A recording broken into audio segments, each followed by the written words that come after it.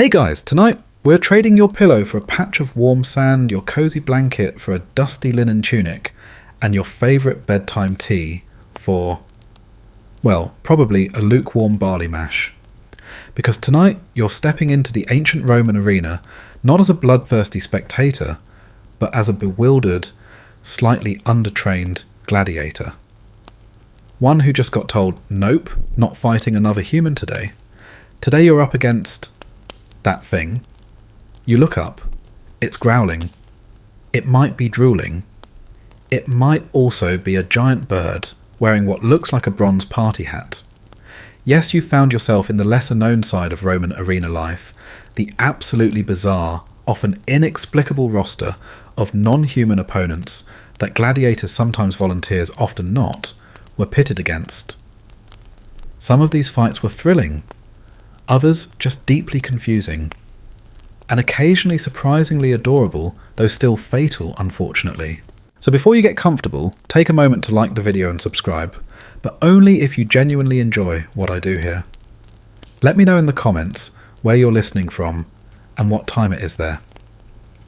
Now dim the lights, maybe turn on a fan for that soft background hum, and let's ease into tonight's journey together. You're standing now in the shade of the Colosseum's inner corridor. The sand is warm under your feet, littered with the scuffed footprints of those who came before. You hear the distant cheer of the crowd, restless, eager, and oddly specific in their requests.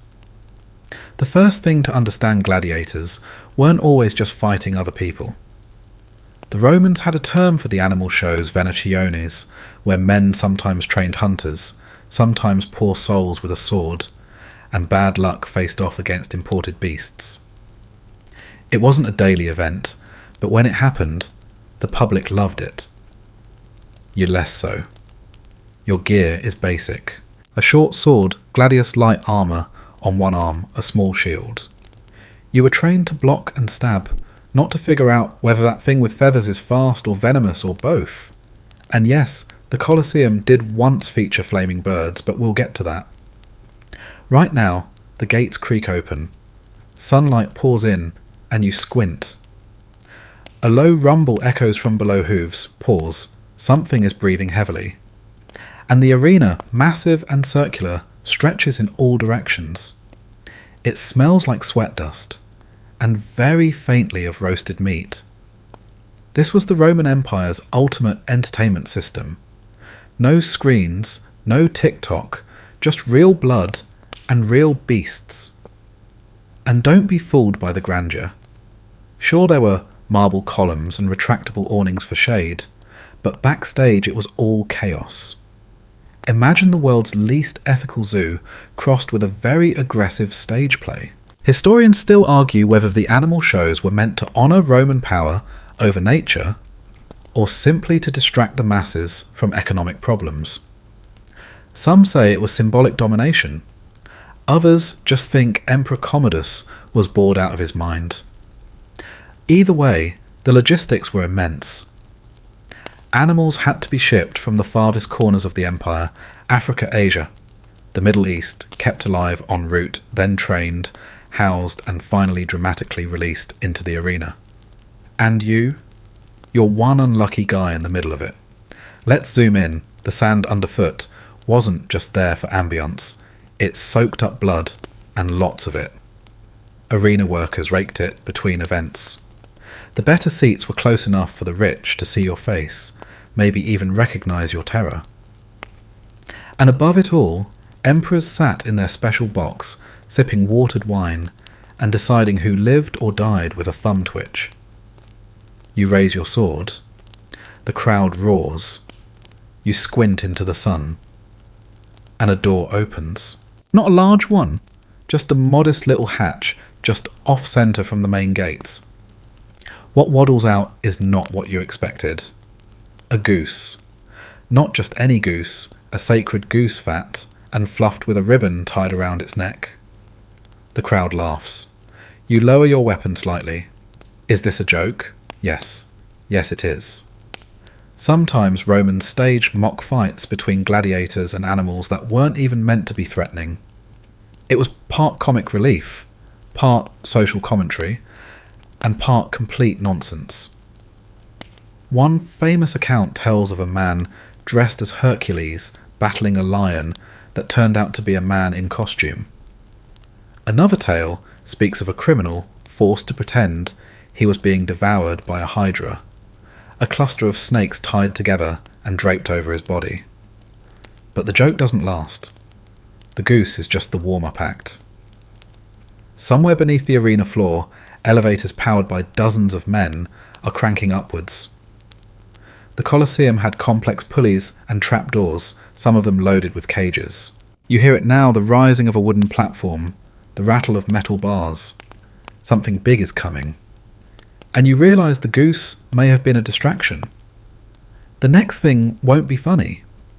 It might be furry. It might be fangy. It might not even be fully awake, thanks to the rudimentary Roman practices of drugging wild animals to make the fights fairer, if being mauled slightly slower counts as fair. A lion's roar cuts through the sunlight.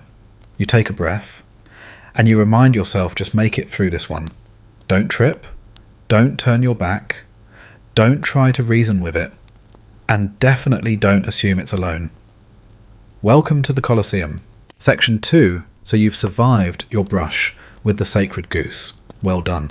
You didn't stab it, which is good, because in Roman religion, sacred animals came with more curses than calories. But you barely have time to reflect before the next gate shudders open. The crowd grows louder, and your mouth goes dry. What comes lumbering into the arena next is something out of a fever dream. A crocodile. A real one, long, scaly, irritated, and probably very confused. You're not anywhere near the Nile Delta, but the Romans didn't let geography get in the way of their theatrics. They imported crocodiles, usually juveniles, but occasionally fully grown from Egypt, as a display of imperial reach. Look, they were saying we've conquered beasts from the edge of the world, and now we're going to poke them with sticks. These weren't common fights, but they did happen, especially during festivals like the Ludi celebrating military victories. The logistics were a nightmare. Crocodiles don't enjoy travel, especially not across dry terrain on wooden carts strapped down with rope and hope. Historians still argue whether gladiators ever fought the beast directly, or whether the animals were presented more as exotic curiosities.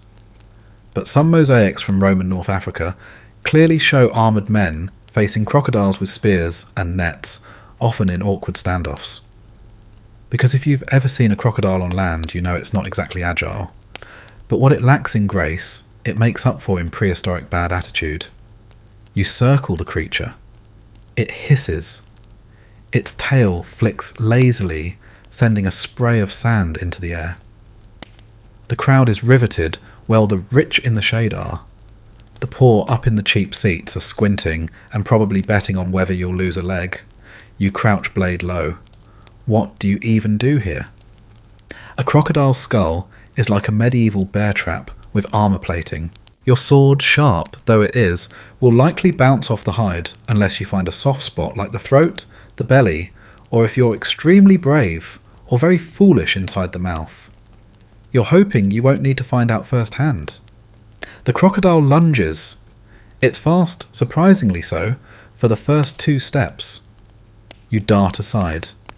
Your foot catches on a groove in the sand, one of those little ridges left by the stage machinery, and you stumble narrowly, missing a snap that would have turned your shin bone into soup. Some members of the audience clap politely. Others boo. They were hoping for blood. You were hoping for lunch. Now to clarify, not all gladiators in these scenarios were volunteers. Some were trained bestiarii, specialists in animal combat. Others were criminals, enslaved people, or enemies of the state tossed in with no armour and a dramatic nickname like Thrax the Unwilling. The Romans called this form of punishment damnatio ad bestias, and it was exactly as fun as it sounds for everyone except the guy in the middle. What's less talked about is how many of these animals simply refuse to play along. Crocodiles might lunge then flop. Some just sat there. One account speaks of a panther that emerged from its trapdoor, blinked twice, then lay down and refused to move, clearly done with this nonsense. Your crocodile, however, is still quite committed. It swings its tail again, and this time you leap. You aim not at the armoured back, not at the snapping jaws, but just behind the front leg. A vulnerable pocket. You lunge, your blade makes contact, and for one terrifying second, you're not sure if it worked. Then the beast groans. A deep, hissing rattle. It turns sluggish now, retreating toward the arena wall. You don't chase it. You're not trying to be a hero. You're trying to survive. And mercifully, the arena masters signal the end of this particular match. A gate opens and handlers with long poles coax the beast back into its cage. The crowd lets out a low ripple of applause. Not for the crocodile. For you. A few coins are tossed. Mostly small change. One guy throws a fig. You wipe sweat from your brow with the back of your hand. Your arm is trembling. Not from exertion, from adrenaline. You fought something that predates the Roman Republic. You didn't win exactly. But you also didn't die, which in the world of Roman entertainment is sometimes all it takes to earn a dinner. Back in the waiting corridor, other gladiators nod at you. Some approvingly. Others with the weary eyes of men who've already fought too many creatures with more claws than conscience. Someone hands you a cup of water. It tastes of dust and iron. You sit. And you wait. Because there's always a next round. And the crocodile, strange as it was, might turn out to be the least weird opponent you'll face today. Out in the arena, workers rake the sand smooth again, covering the blood, the claw marks, the tracks. A clean slate, ready for the next act. You hear the drumbeat again, the creak of another cage. Something bigger is coming. Section 3. You've barely caught your breath when another gate rattles open. This time there's no hissing, no ominous tail swipes, just a heavy rhythmic thudding that makes the hairs on your arms stand up. The crowd begins to cheer, not wildly, not with confusion, like they did for the goose, but with a sort of hushed, reverent excitement. You look up, squinting through the midday sun. It's a bear. A very large bear. You don't know what region it's from, could be Syrian, could be Alpine. But one thing's certain, it looks like it hasn't missed a single meal in months. Fur the colour of churned mud eyes, like polished stone claws that tap the arena floor with a casual menace. The Romans loved bears. Not like, oh, let's cuddle love.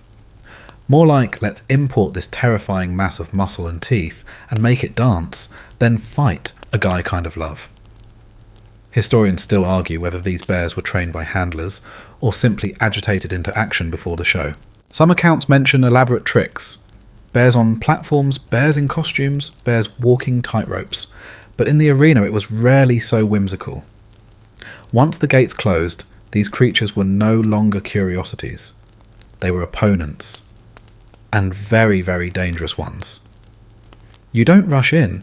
You've learned from the crocodile. Bears are fast. Surprisingly fast. Especially in a straight line. Your best bet is to stay light, keep moving, and never, ever get cornered. The bear snorts, lowering its head. You grip your sword tighter. Around you the crowd leans forward. A senator in the front row eats a date.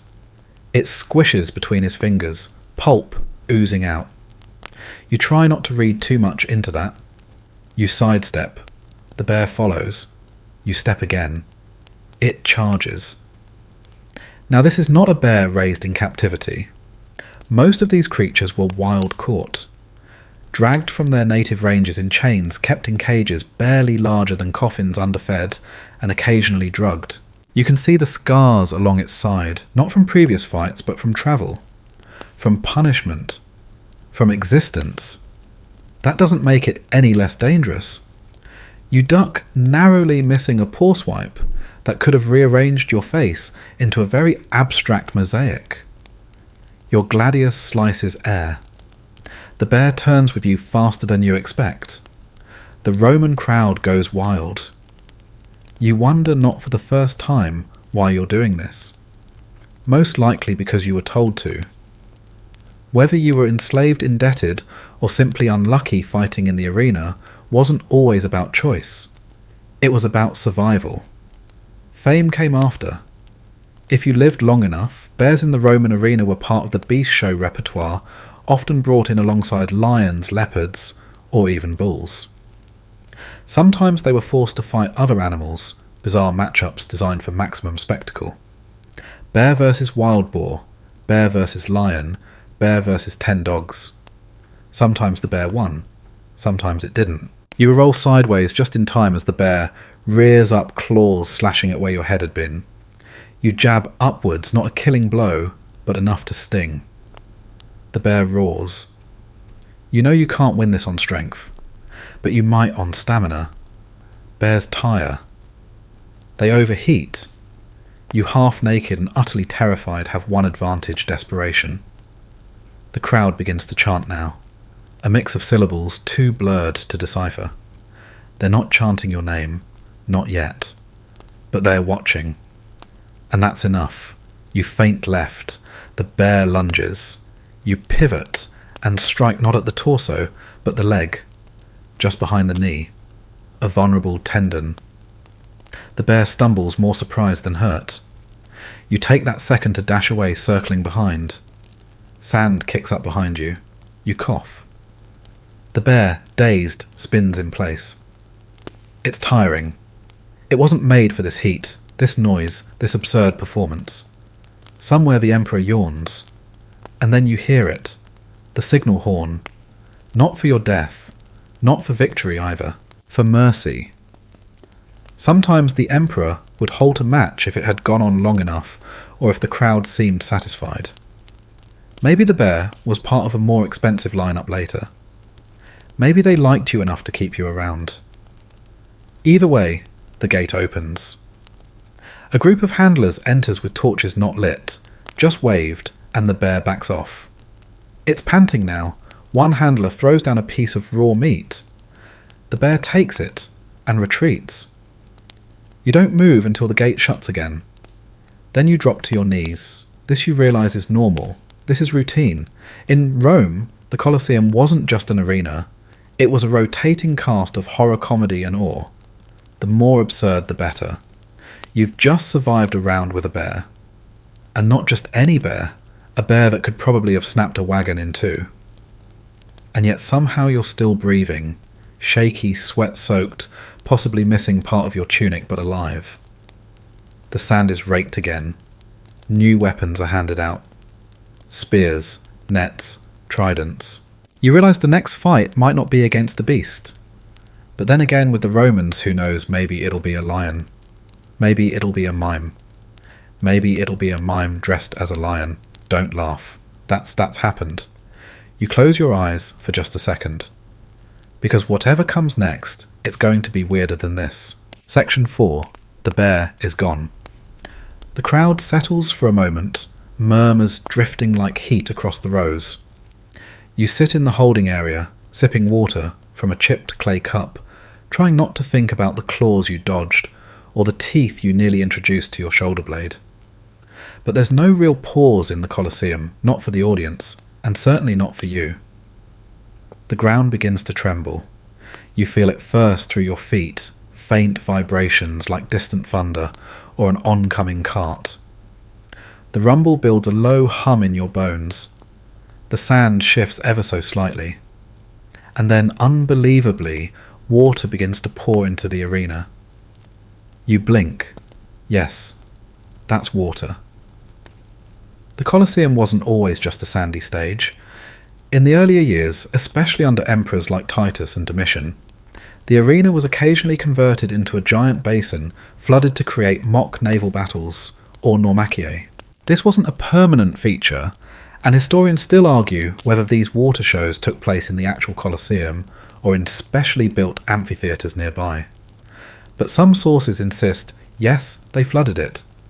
Yes, people and animals fought in it. And yes, they brought in ships. Real ones, scaled down, but still seaworthy. You stare as slaves rush to lower wooden barriers and open channels.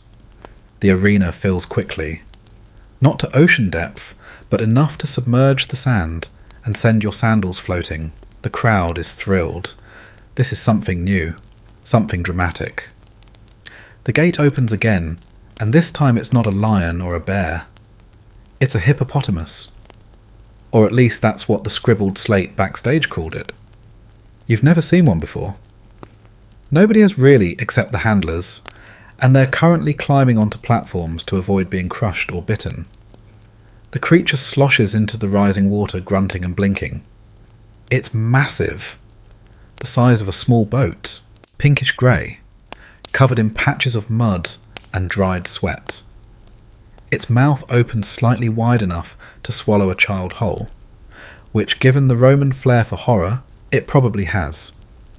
Now, hippos aren't predators in the usual sense, they're herbivores, but they're also quite famously terrifying.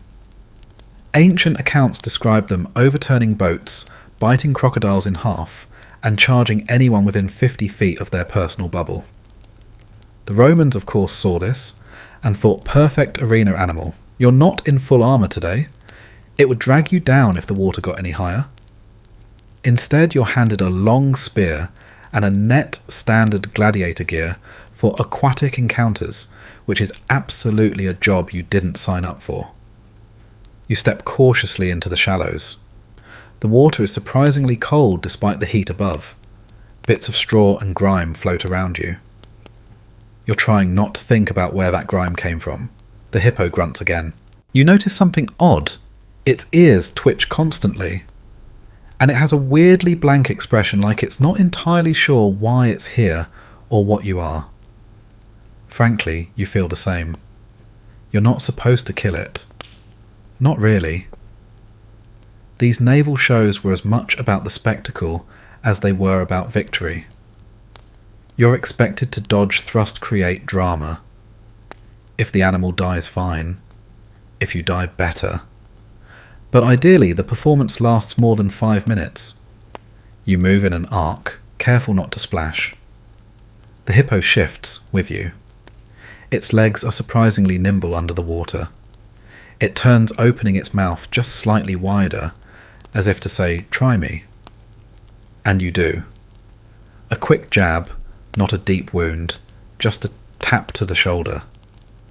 The spear glances off its thick hide. The hippo jerks its head and snorts violently.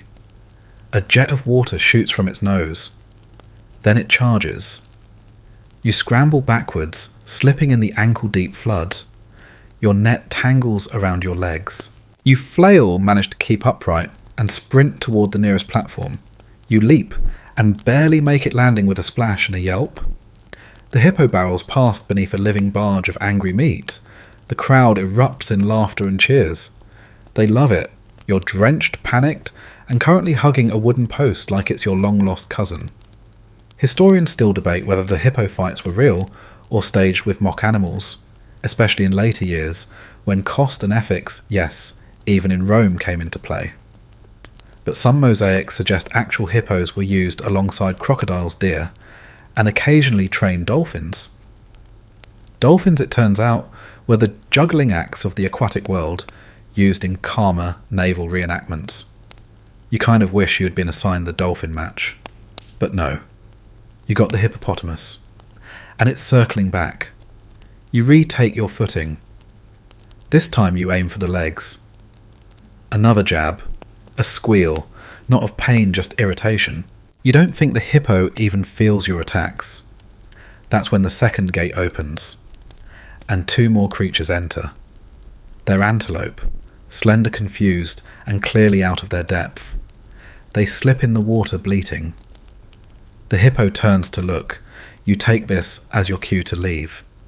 As quietly and as quickly as possible, you slip to the back platform where a guard nods and lifts a rope ladder. You're out. The show continues without you.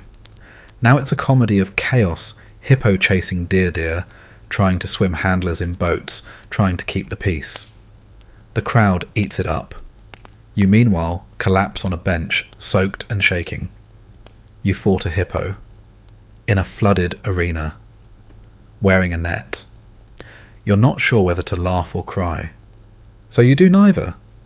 You just lie back against the cool stone eyes, closed, and wonder what on earth could possibly come next. You're hoping for something easy. Maybe a goat. Maybe a turtle. Maybe a sleepy owl. Spoiler alert, it's not going to be any of those. Section 5. You're still damp from your unexpected bath with a hippo when a handler passes you a towel and a strange piece of parchment. On it, scrawled in charcoal and half smeared with sweat, is your next assignment. You read it, then you read it again. Ostriches. The handler just shrugs and moves on whistling like this is perfectly normal. You stand, stretch, your legs ache from dodging slipping and briefly clinging to a floating barrel while the hippo decided whether or not to turn you into paste. You're hoping this ostrich situation is less physically demanding. Spoiler, it is not. The Colosseum gates open again. The sun is lower now, casting long shadows over the raked sand. A warm wind moves through the arena, fluttering a few old fig leaves someone tossed in boredom. Then they appear, tall, elegant, feathered, and very fast. 6 ostriches, yes, ostriches, come bounding out into the arena, their long legs kicking up sand, their heads bobbing wildly, necks flapping like furry periscopes. And they're not unadorned either. Oh no. The Romans never once to skip the drama have decorated them. Gold-tipped feathers, a few braided ribbons. One even has what looks suspiciously like a tiny bronze helmet perched lopsided on its head. For pageantry, for comedy, for style. Historians still argue about that one. You stand in the middle of this bizarre bird storm, holding nothing but a wooden staff, and a very strong sense of what is happening right now. The crowd loves it. This is novelty. It's part of the Roman taste for variation. They'd seen lions. They'd seen bulls. But ostriches. That's dinner, and a joke rolled into one. Even Pliny the Elder, that grumpy ancient naturalist, wrote about their speed and strange temperament. And let's be clear, ostriches may look silly, but they are not harmless. They can kick with enough force to break bone. They can run faster than any man in sandals. And they're aggressively deeply confused about where they are right now, which makes them even more dangerous. You try to steer them gently toward one corner of the arena, tapping your staff against the sand. You don't want to hurt them. You don't even want to get near them, frankly. But the performance must go on. One bird dashes left. Another loops around and starts pecking at your belt. You swat it away. It hisses. You did not know ostriches could hiss. That's new. One handler tosses a small javelin your way, clearly expecting you to do something dramatic. But you hesitate. The crowd boos softly. It's not that you're suddenly sentimental about these birds, it's just that they look ridiculous. Like angry ballerinas with giant claws. And also, if you miss it, might turn into a flying feathered missile heading straight for your face. Some performances were meant to end in carnage, others were just chaotic. The ostrich fights fell into the latter category. The goal wasn't to kill all the birds. It was to entertain, to chase, to confuse and be confused.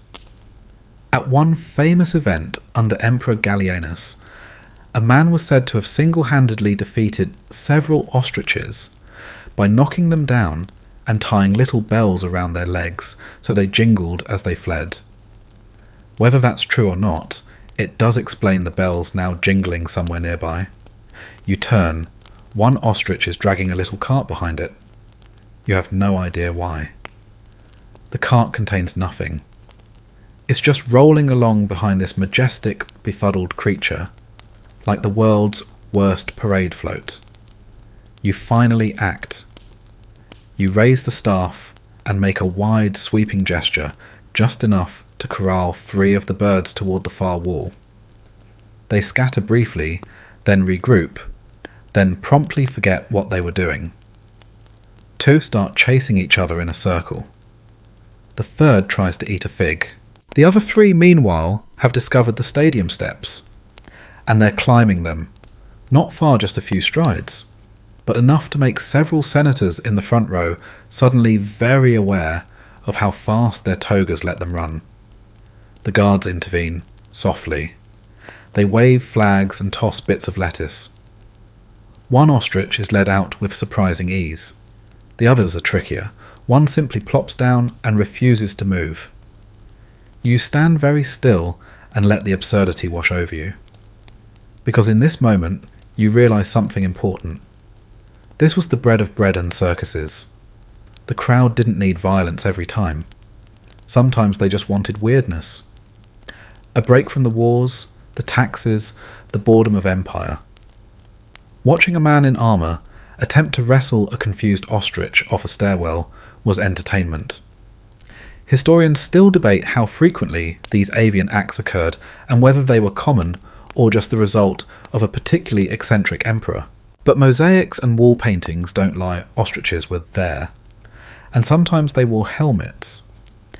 Eventually the handlers managed to wrangle the last bird, luring it away with what looks like a cluster of grapes tied to a stick. The gates close. The sand is quiet. You lean against your staff, unsure whether you just performed in a gladiatorial match or a travelling circus. Someone offers you a handful of olives.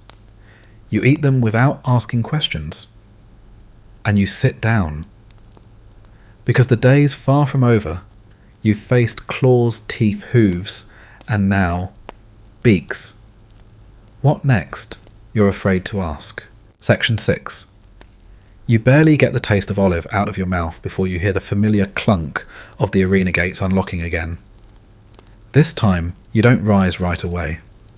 After crocodiles bears a hippo, and several very offended ostriches, your internal danger gauge is malfunctioning. The crowd, however, perks up again. This isn't a bored what's next cheer.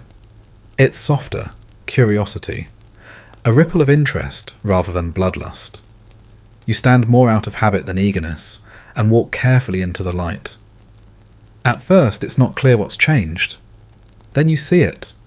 Pink, red, white. A splash of pastel against the beige of the sand. A flamingo. Actually several flamingos. And beyond them, timidly pacing just near the far gate deer. Not wild-eyed stags with forest thrones strapped to their antlers, but gentle, soft-hoofed, doe-eyed deer that look like they took a wrong turn on the way to a spring meadow. And here you are, sword still at your hip, mouth slightly open. This is not a battle. This is a very expensive, very tragic parade.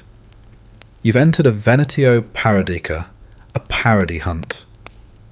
Part pageant, part performance, part quiet tragedy. The flamingos aren't even trying to escape. They strut elegantly across the sand, clearly unaware they are supposed to be prey. One pauses, preens its wing, and stretches its neck in that slow, swan-like S. The crowd murmurs approvingly. This is spectacle, yes, but in a gentler way. Sometimes the Romans didn't want carnage. They wanted luxury. They wanted to gaze upon animals they had never seen in the wild, all arranged just so, living art on a bloody canvas. You glance toward the deer.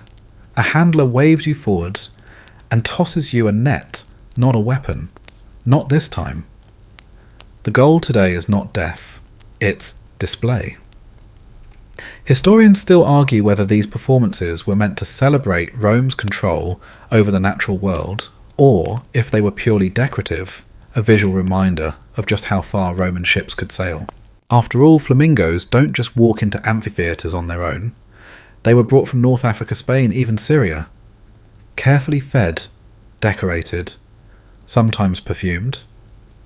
And now they circle your legs as if this were just another day at the forum. You crouch slightly, letting one approach. It blinks. You blink. Neither of you is quite sure what's going on. Then suddenly, music. Not a full orchestra, those were rare, but a pair of horns and a lyre played softly from the emperor's box, a flourish, a mood setter, and just like that, the hunt begins. Not a real hunt, a ballet of chase. You run not full speed, but just enough to encourage motion. The flamingos scatter like petals in the wind, flapping just enough to stay airborne, then landing again with a kind of theatrical grace. The deer run in wide loops, frightened, but unharmed. You're joined by two other men, also unarmed, also draped in bright fabrics, instead of armour. You look like jesters. The crowd laughs. You realise that's the point. Today you're the comic relief between tragedies, the breathing space between blood. These animals weren't meant to die in this particular show. They were meant to inspire awe, laughter, wonder. The flamingos slow down again. One trips over a painted prop tree. Another stands proudly on one leg, as if to declare, "I am done now, thank you." You bow. The crowd chuckles. And then the deer begin to line up on their own, huddling at the edge of the arena, where the handlers toss out apples and bits of date. It's over. No gory finale. No clash of metal and muscle. Just quiet. Oddly peaceful. You don't leave the arena right away. You walk to one of the faux trees placed for decoration, a wooden frame with leaves tied on with cord. One of the flamingos pecks at it with scientific disinterest.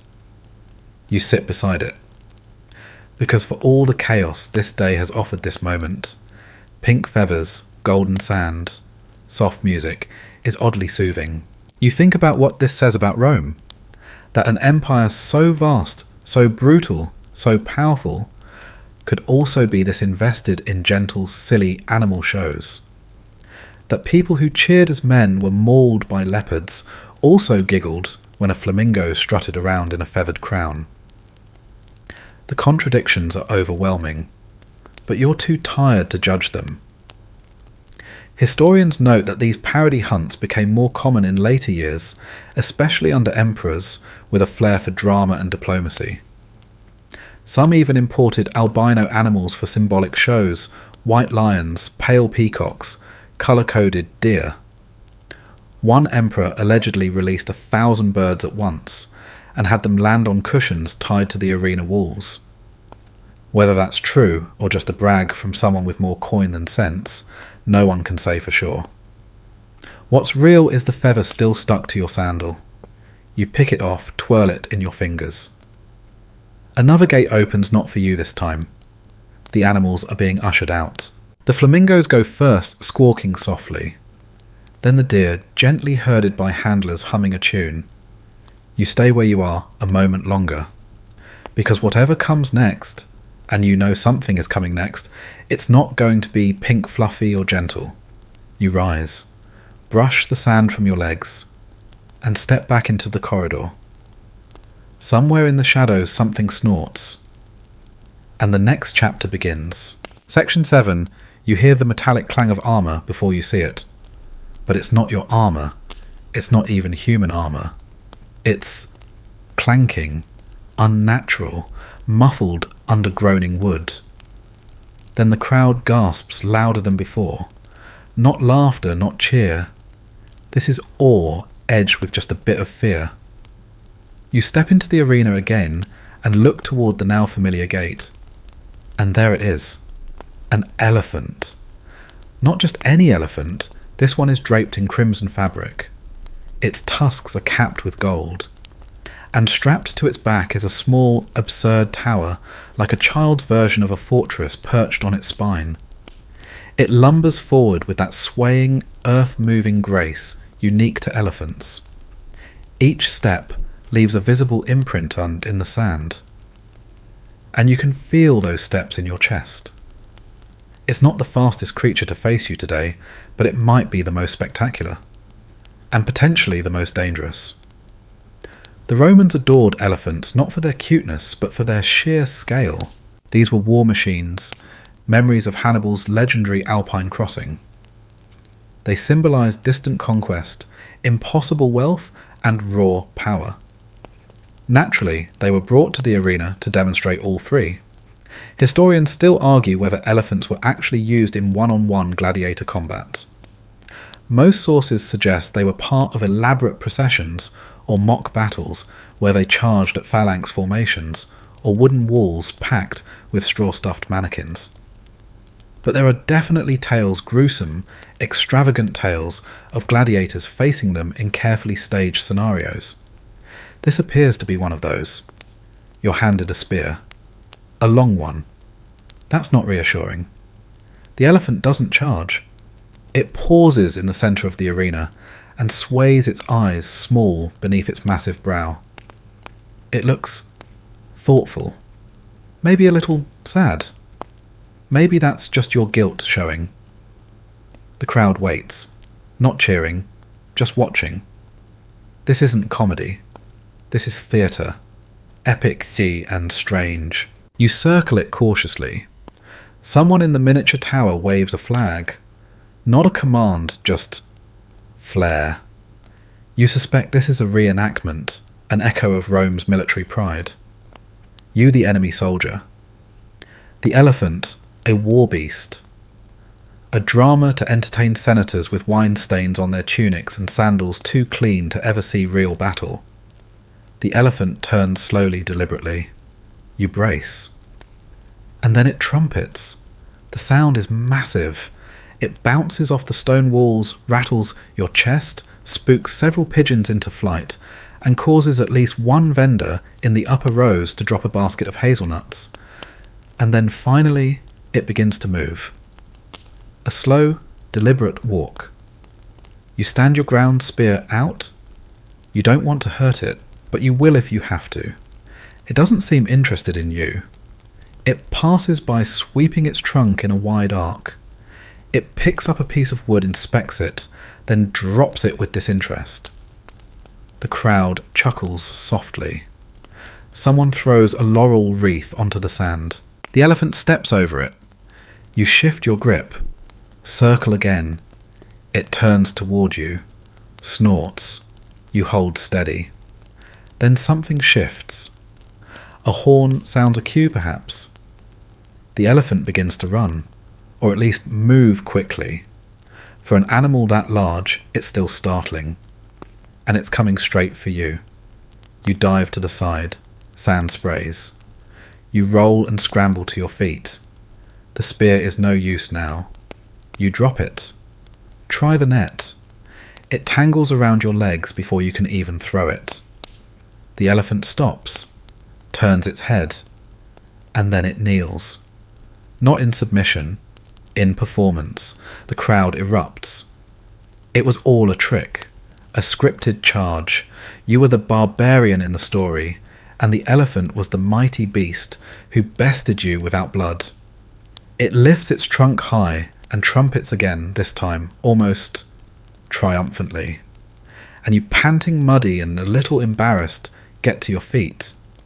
You raise your hands. The crowd cheers louder. They love a show, especially one where the beast wins symbolically, of course. You know it could have crushed you. You saw its strength, its weight, its careful calculation. But it didn't. You live another day, thanks to a particularly well-trained elephant, and a crowd with a taste for narrative. Historians debate how these animals were trained. Some suggest elaborate systems of rewards and signals. Others think they were simply beaten into submission. The truth probably is both. Roman handlers were clever, cruel, and creative. And the elephants smarter than anyone expected.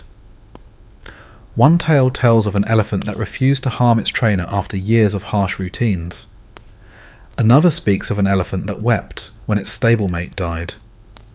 Ancient authors wrote these down not because they were sentimental, but because they were impressed. You follow the elephant to the edge of the arena.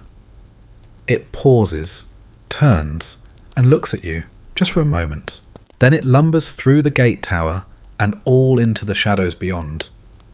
You bow half to the audience, half to the creature. You fought many strange things today, but that might be the wisest of them all. Section 8. The elephant is gone, but its presence lingers like thunder after a storm. You can still feel the tremor in your bones, the quiet dignity in its final glance. For a moment, it was easy to forget this is all performance, that by tomorrow another elephant might enter, or another gladiator might fall. You sit again, back against the cool stone wall of the waiting area, heart still pacing like a Roman courier. A small boy, one of the water runners, hands you a fig. You nod, bite into it. It's overripe sweet and messy. It's probably the best thing you've had all day. Then the gate creaks again. You expect more grandeur, another beast made to look like a war machine. What you see instead is beautiful and sad. A giraffe. It's tall, impossibly so. Awkward, yes, but in the way a ship might seem awkward before you realise its elegance. It blinks slowly, lowers its long neck, and takes a careful step onto the sand. The crowd doesn't cheer this time. They gasp, because even in Rome this was rare. Giraffes were the stuff of legend for most Romans.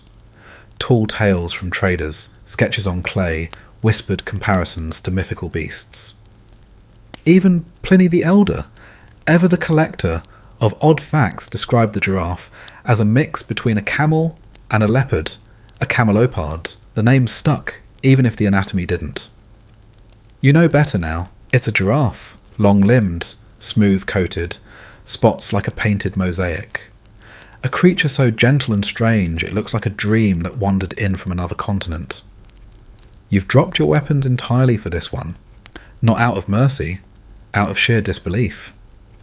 Historians still argue whether giraffes were ever actually used in combat displays. There are accounts, vague ones, of giraffes being brought into arenas for presentation, never to fight. And thank the gods for that. Because you can't imagine what kind of cruelty it would take to make a giraffe fight. But cruelty, as you've learned, is always within reach. You don't move toward it. You don't need to. It's not here to challenge you. It's here to be seen. The giraffe walks in wide, slow arcs across the arena. Its hooves make soft prints in the sand. Its tail sways. The crowd watches in a hush, usually reserved for funerals or eclipses. Even the vendors stop shouting. Oh. This is not spectacle. This is awe. Then something strange. A noise, a high sharp shout out from the gate. A handler yells. A wheel squeaks. You turn just in time to see a cart roll into view, pulled by a donkey. It's carrying bundles of dyed cloth and wreaths. Decorative, festive, confusing. The giraffe startles. It doesn't bolt, but it flinches its neck, jerking sideways. One long egg scrapes the edge of a stone. It stumbles. Not badly, but enough. Enough to snap the spell. The crowd shifts. You feel it. That moment when wonder becomes restlessness. When silence turns to murmur. The giraffe, now wide-eyed and uncertain, backs away from the cart. A handler steps out with a red cloth, perhaps to calm it. Perhaps to redirect it. The giraffe rears slightly. Not in attack. In fear. And then it slips. Not hard, but enough to make a sound. A crack. A shout. A collective wince. You run forward without thinking. It's down. Not fully. Not dramatically. Just one long, lean leg, bent wrong, twisted in the cart's shaft. The donkey brays and bolts. The giraffe bellows. A sound you've never heard before.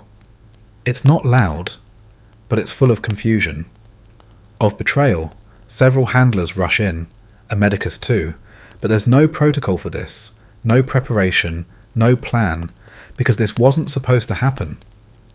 The crowd begins to murmur louder. Some stand. A few cry out. A woman in the second row covers her mouth. You're on your knees beside the giraffe now. It's still. Breathing hard. Its massive chest rises and falls in uneven rhythm. You reach out not to fight. Not to perform. Just to comfort. It turns its head toward you, and in that long, slow blink, you see it. All the miles, all the ships, all the noise and heat and ropes and cages and drums, all the time spent simply being looked at instead of being. Then the Emperor raises his hand, a signal, a final one. The medicus nods, whispers something you don't hear. One of the handlers steps forward, short blade in hand. You stand, you turn away. The gate opens again, this time quietly, and the animal is wheeled out, not dragged, not displayed, just gone. The silence in the Colosseum is total. No cheers, no coins, just the distant sound of birds and the rustling of fabric as hundreds of togas settle back into place. You walk back across the sand, leaving a long trail of prints. This wasn't a fight, but it still feels like a loss. And it reminds you that in Rome, even beauty was expendable. Even wonder had to earn its place. The crowd is ready for something new now, but you're still thinking about that blink. Section 9. The air feels heavier now. There's no other way to describe it. Not just the heat or the dust, but the weight of what just happened. The giraffe's blink still lives somewhere behind your eyes, and every step you take back into the corridor echoes too loudly. But Rome doesn't stop for sentiment. The next performance is already being prepared. You hear voices, not shouts, but chants. Theatrical, deliberate, and then a slow drum beat. Not the usual fanfare of beast shows. Something more stylized. You glance toward the preparation area and see props, costumes, masks, painted backdrops. A papier-mâché hydra head. A papier-mâché tail. You groan inwardly. This isn't a fight, it's a myth. The Romans loved reenacting legendary tales in the arena. These were called fabulae crepidatae, mythological stage plays with very real consequences. Sometimes performed as straightforward dramas, other times as violent, over-the-top parodies with animals standing in for monsters and prisoners standing in for heroes.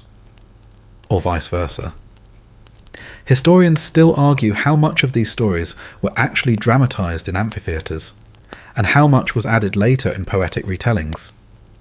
But frescoes and mosaics show unmistakable scenes: Hercules battling a lion, Perseus slaying Medusa, even Ulysses tied to a mast, while actors dressed as sirens danced in suggestive choreography. And today apparently you're the hero. Sort of.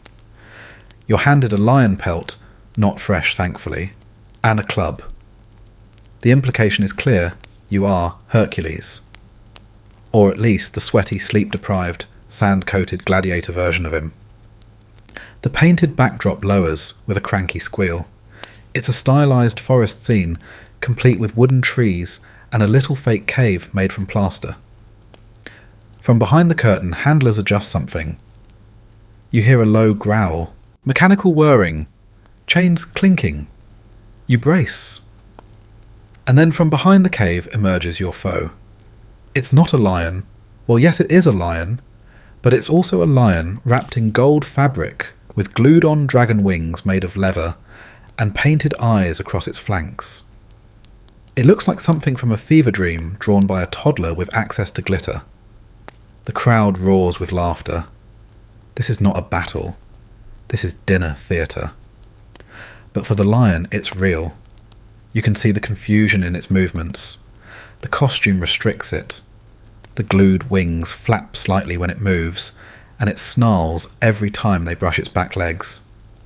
You don't move. Not yet. This lion isn't attacking. Not yet.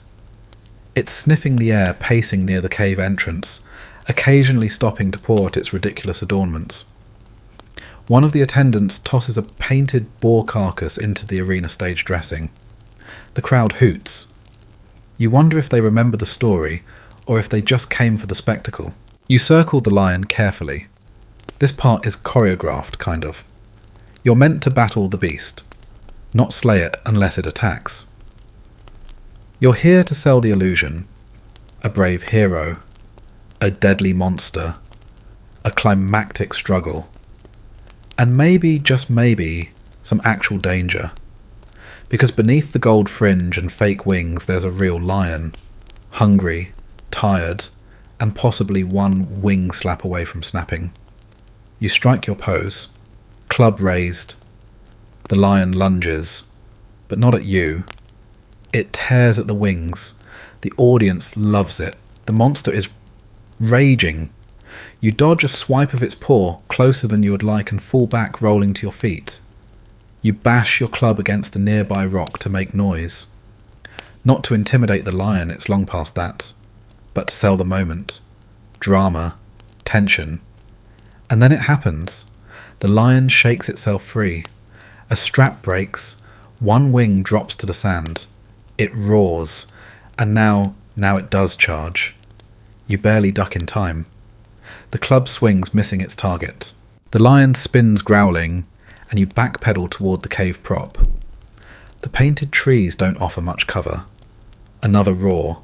You shout wordlessly, performatively, and raise the club again. You strike.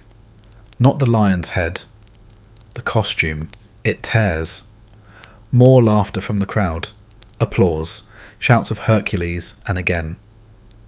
But the lion's had enough. It bolts toward the arena edge, ignoring you entirely, heading straight for the nearest escape gate. A handler yells. Another raises a net. The lion crashes into it, rolls snarls, and is finally ushered back through the gate, with some dignity and a raw chicken leg. You collapse to your knees. The scene ends.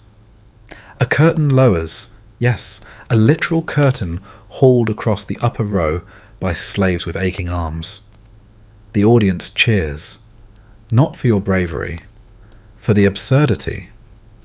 You've just performed a myth, a live-action pantomime of an ancient tale, but instead of fame or glory, you're coated in glitter sweat and bits of fake dragon wing. And yet you feel something odd. You feel relief, not just because you lived, but because for once this wasn't about death. It was about drama, about imagination, even if it was ridiculous. You remember that not all beasts are real, and not all monsters bite. Section 10.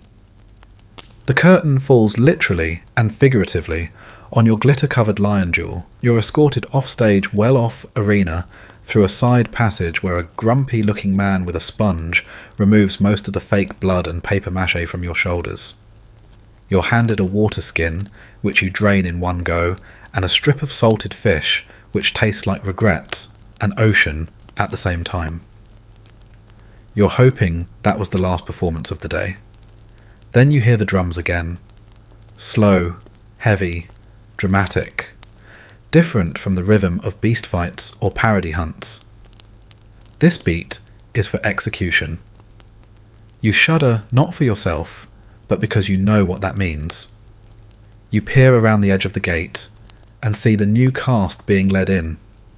Not gladiators, not trained animal handlers. These are prisoners, condemned men, criminals, possibly rebels or enemies of the emperor, or maybe just the unlucky ones, those who couldn't pay their taxes or had the wrong friends. And they are not dressed as themselves, they're dressed as monsters. One wears a crude minotaur head made of wicker and hide. Another is painted green and holds a foam snake. A third is covered in black soot and wears claws strapped to his hands. It's a costume party from the underworld. And that means only one thing it's time for a myth execution. Historians call these fatal charades, the Romans called it, damnatio ad bestias wrapped in drama. A condemned person would be forced to play a character in a myth, usually one that ended badly. You've heard the stories. A man dressed as Icarus thrown from a tower. Another cast as Prometheus tied down while birds pecked at him. These were not symbolic endings. They were literal. You step out onto the arena floor again, not as the star this time, but as a support act. You and 2 other gladiators are given small weapons, and instructions make it theatrical. Make it spectacular. But let the beast do most of the work. The first prisoner is pushed forward. He's playing Actaeon the Hunter, who in myth was turned into a stag and torn apart by his own hounds after seeing Artemis bathe. And sure enough, he's wearing antlers. Fake painted gold, but large enough to sway uncomfortably as he walks. Then the gate opposite opens and out come 3 large dogs, not mangy curs. Trained, lean, sharp-toothed hounds bred for arena work. They bark loudly. The man panics. He runs. This is no longer myth. It's very real. You hang back as instructed, herding the dogs if needed, keeping the storyline going. But the ending is inevitable. The dogs catch him. The crowd howls. The second monster is brought forward, another criminal. This one dressed as a satyr, complete with fake hooves. The story is unclear. Maybe a drunken brawl with Hercules. Maybe just a free-form interpretation of bad guy in a costume. But his fate is sealed. He's tied to a post. The post is surrounded by snakes. Not symbolic ones, real ones, mostly non-venomous but still terrifying. The crowd watches some with delight, others with grim fascination.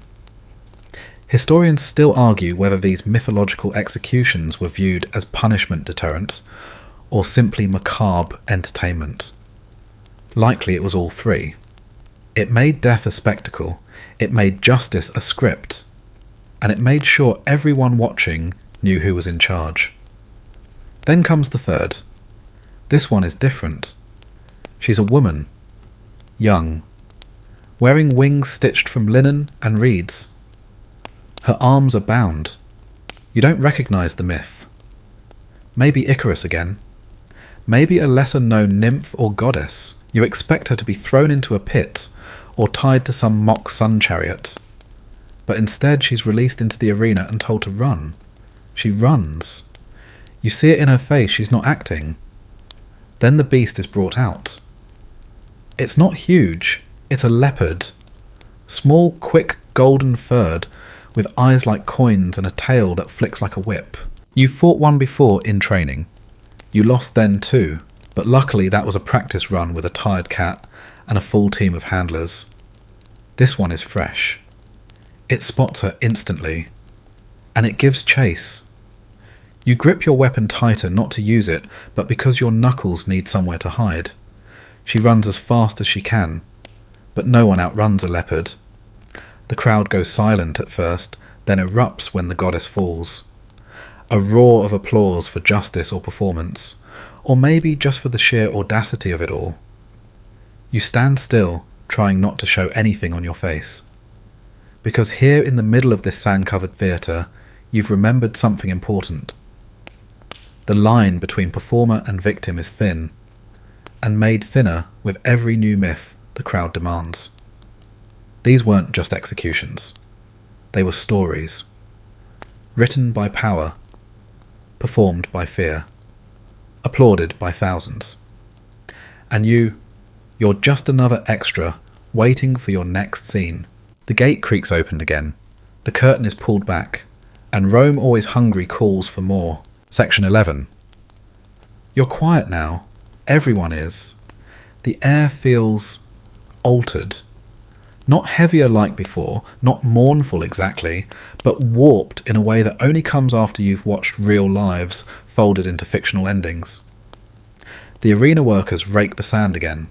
They're methodical brisk, erasing footprints, sponging away blood, resetting the stage. And as they work, something odd is wheeled in. A wooden beast. No, not just one, several. Shaped like lion's boars, even a strange dragon-like creature with flapping parchment wings. Their bodies are hinged, painted jointed with care. Some are rigged with wheels, others with cords and pulleys. One opens its mouth with a slow theatrical creak. This isn't an animal fight. This is stagecraft. You're handed a long staff, not a weapon, but a control rod. The arena master grins and gestures for you to follow him to one side of the floor where a covered trapdoor waits. You nod obey and take your position. A horn sounds. A spotlight of sun cuts across the sand, and the trapdoor opens. With a slow grind of gears, one of the wooden lions rises up, backed by a platform operated by a dozen slaves, pushing wheels in the shadowy substructure below. The lion's head lifts, its mouth yawns, and steam, actual steam, billows from its carved nostrils. The crowd gasps. This is the Colosseum's hidden magic machinae, Senechi, the theatrical machines that brought creatures to life. Romans weren't just warriors, they were engineers, architects of awe. Their amphitheatres were equipped with trapdoors, elevators, levers, smoke funnels, and even water hydraulics. This wasn't just blood sport, it was the ancient world's most elaborate theatre. And tonight, you're part of the effects crew. You guide the lion forward. Its tail wags, controlled by a boy with a string. Its mouth opens, revealing red-painted wooden fangs. The crowd is delighted. They know it's fake. That's the point. This is myth-making, not murder. Your lion meets another on the field, a two-headed creation with snarling papier-mâché snouts and a tail shaped like a serpent. Two other handlers pull cords in opposite directions, making the heads twist and the tail lunge. A mock gladiator in glinting tin armour approaches. The crowd cheers again. The battle is staged, stylised. The mock gladiator stabs the dragon's neck. A hidden bell rings. One of the heads falls off.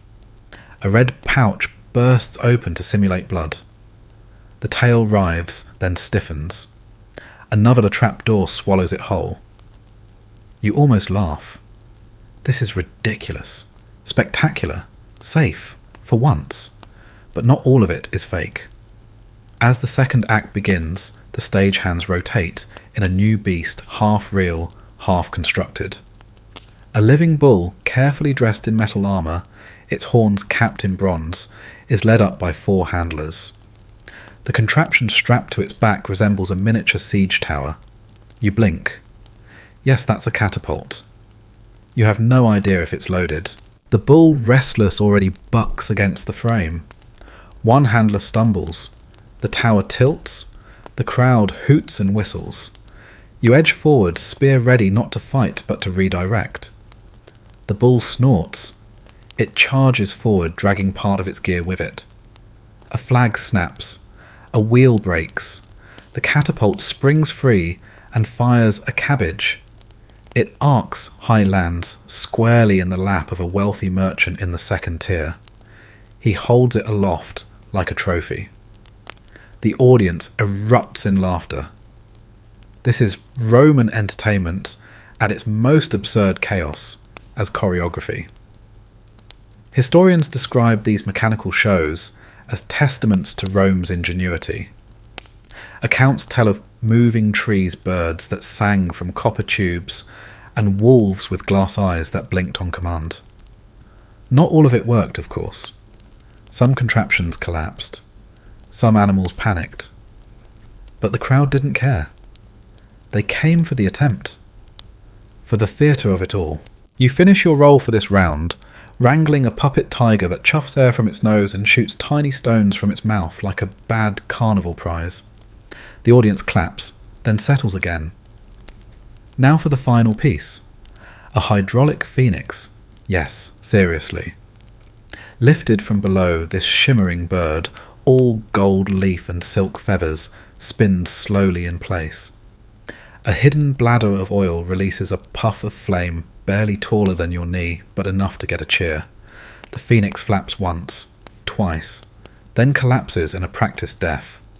Another blast of smoke, and then it rises again, tethered by cords, backlit by sunlight, accompanied by lyre music, and one very bored boy shaking a tambourine.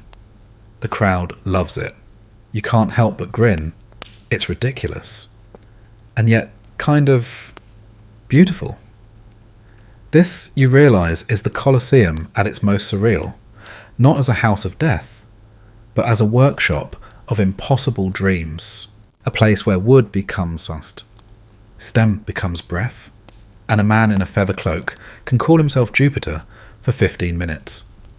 You step back, let the phoenix rise, and fade into the trapdoor.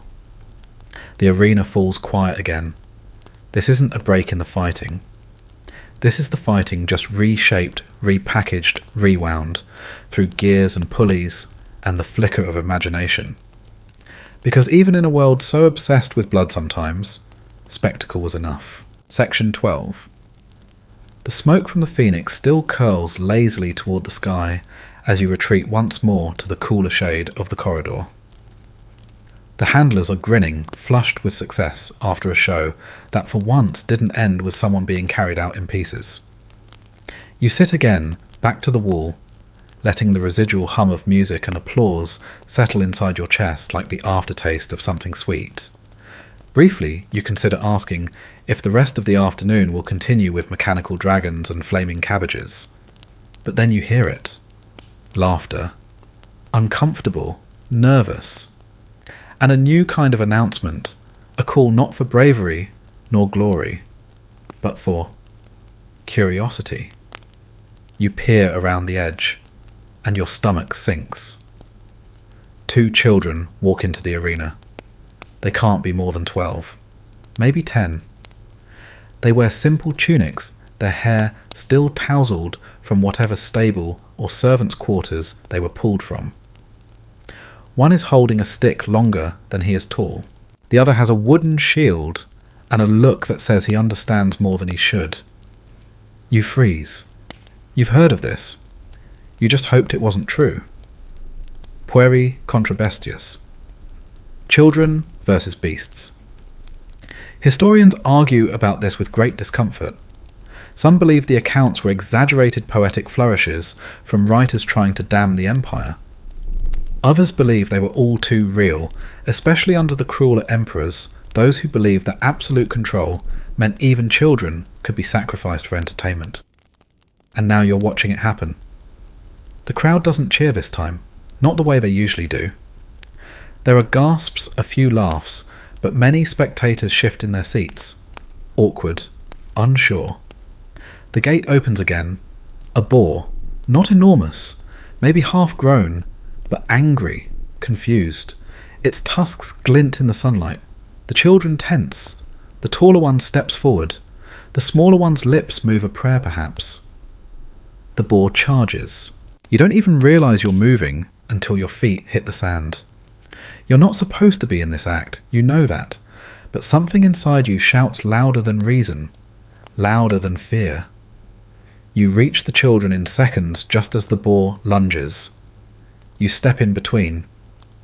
The spear in your hand is dull, a prop reused from yesterday's mock naval battle. But it's enough.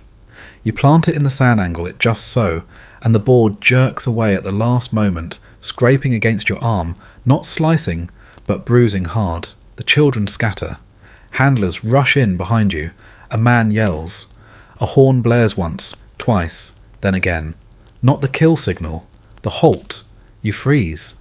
The boar is corralled, pulled back by ropes, herded into a cage that slams shut with a teeth-rattling clang. The kids are grabbed by guards and rushed out the other side of the arena. You see the taller one look back once his eyes wide with something between fear and gratitude. The arena goes silent. Then just a trickle of applause. Uncertain, disjointed. And then a roar. The Emperor stands, lifts his hand and gives a nod. Mercy. Rare. Performed. But for now real. You're escorted back through the gate, not punished, not scolded, just dismissed, like an actor who forgot a line but saved the scene. The handlers don't speak to you, neither do the other gladiators. Some nod. One claps your shoulder. No one says much. You don't want them to, because you're not even sure what you just did. Historians still argue over what these child fights were really like. Were they tests of endurance, public punishments, symbolic sacrifices? Or most disturbing of all, were they just entertainment? Some claim they were trained as animal bait used to rile up the beasts before adult combatants entered. Others believe it was a form of execution masked as myth.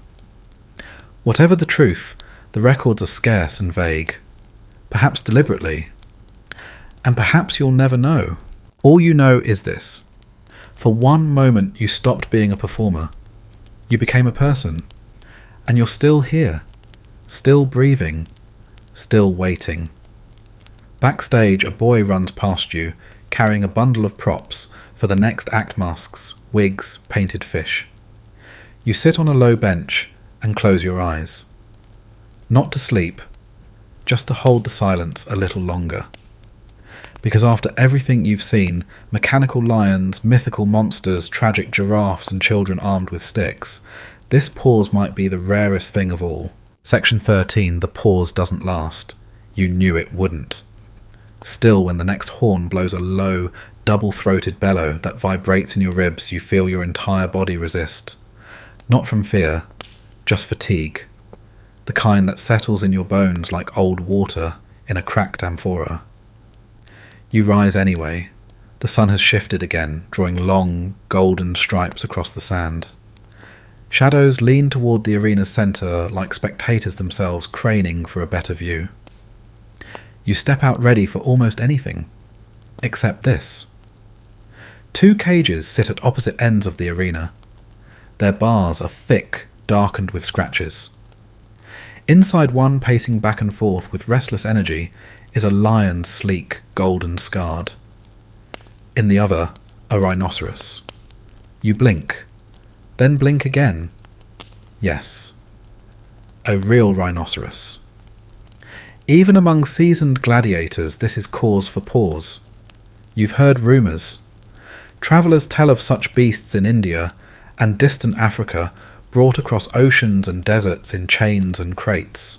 But to see one here, alive heavy as a chariot covered in armour, made by nature unbelievable. The crowd is buzzing. This is an event, a spectacle. The animals aren't here for you this time. They're here for each other. Today's entertainment, beast versus beast. Historians agree that these fights did happen, especially under emperors desperate to outshine their predecessors.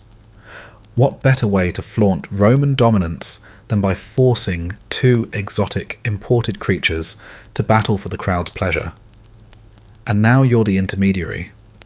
You and 3 others are stationed with spears and shields, not to kill, but to prod if one of the animals refuses to fight. To encourage movement, to keep the momentum going. You feel sick. The lion is already agitated. It paces, tail, twitching lips, curling in silent snarls. The rhino, on the other hand, stands almost motionless. A mountain with legs. Its skin hangs in folds. Its horn is cracked at the tip, maybe from transport. Maybe from a previous fight. A whistle blows. The cage is open. The lion emerges first, slow, cautious. Then it sprints halfway into the sand before stopping, realizing it's alone in the open. Then the rhino steps out. It doesn't rush. It doesn't even seem to care. It ambles forward with the calm weight of a creature that knows no real predator. The lion circles its muscles, coiled, testing, and then shockingly lunges. A swipe, not full commitment, a warning. The rhino grunts, keeps walking. The crowd murmurs. They want more. You tap your spear against your shield lightly, not to threaten, just to signal. A handler on the other side does the same. The lion tries again. Another lunge, this time at the rhino's side. The rhino finally reacts. It charges. And now everything blurs. The lion bolts. The rhino barrels after it. You and the other gladiators scatter. Sand explodes.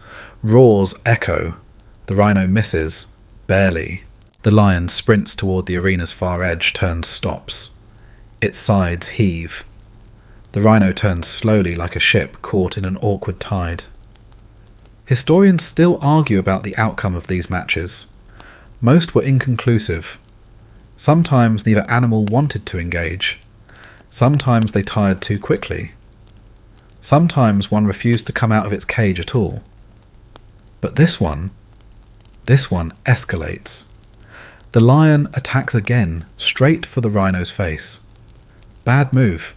The rhino swings its head and connects. Not fatally, but the impact sends the lion sprawling.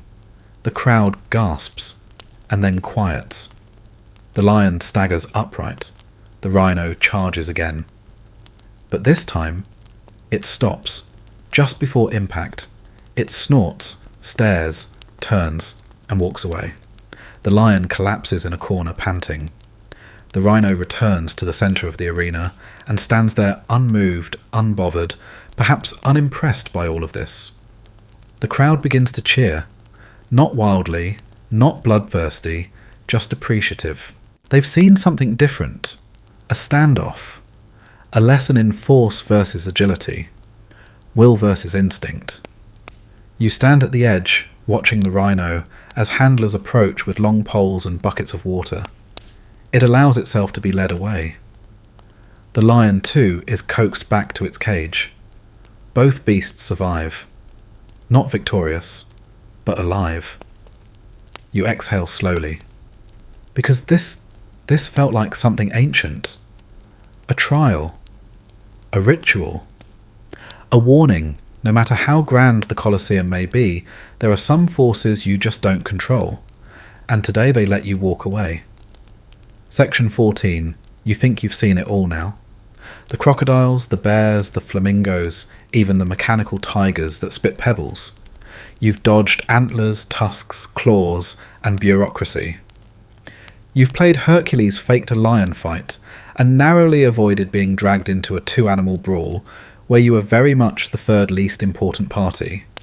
And yet, here comes a new kind of opponent, the apathetic beast. It happens sometimes.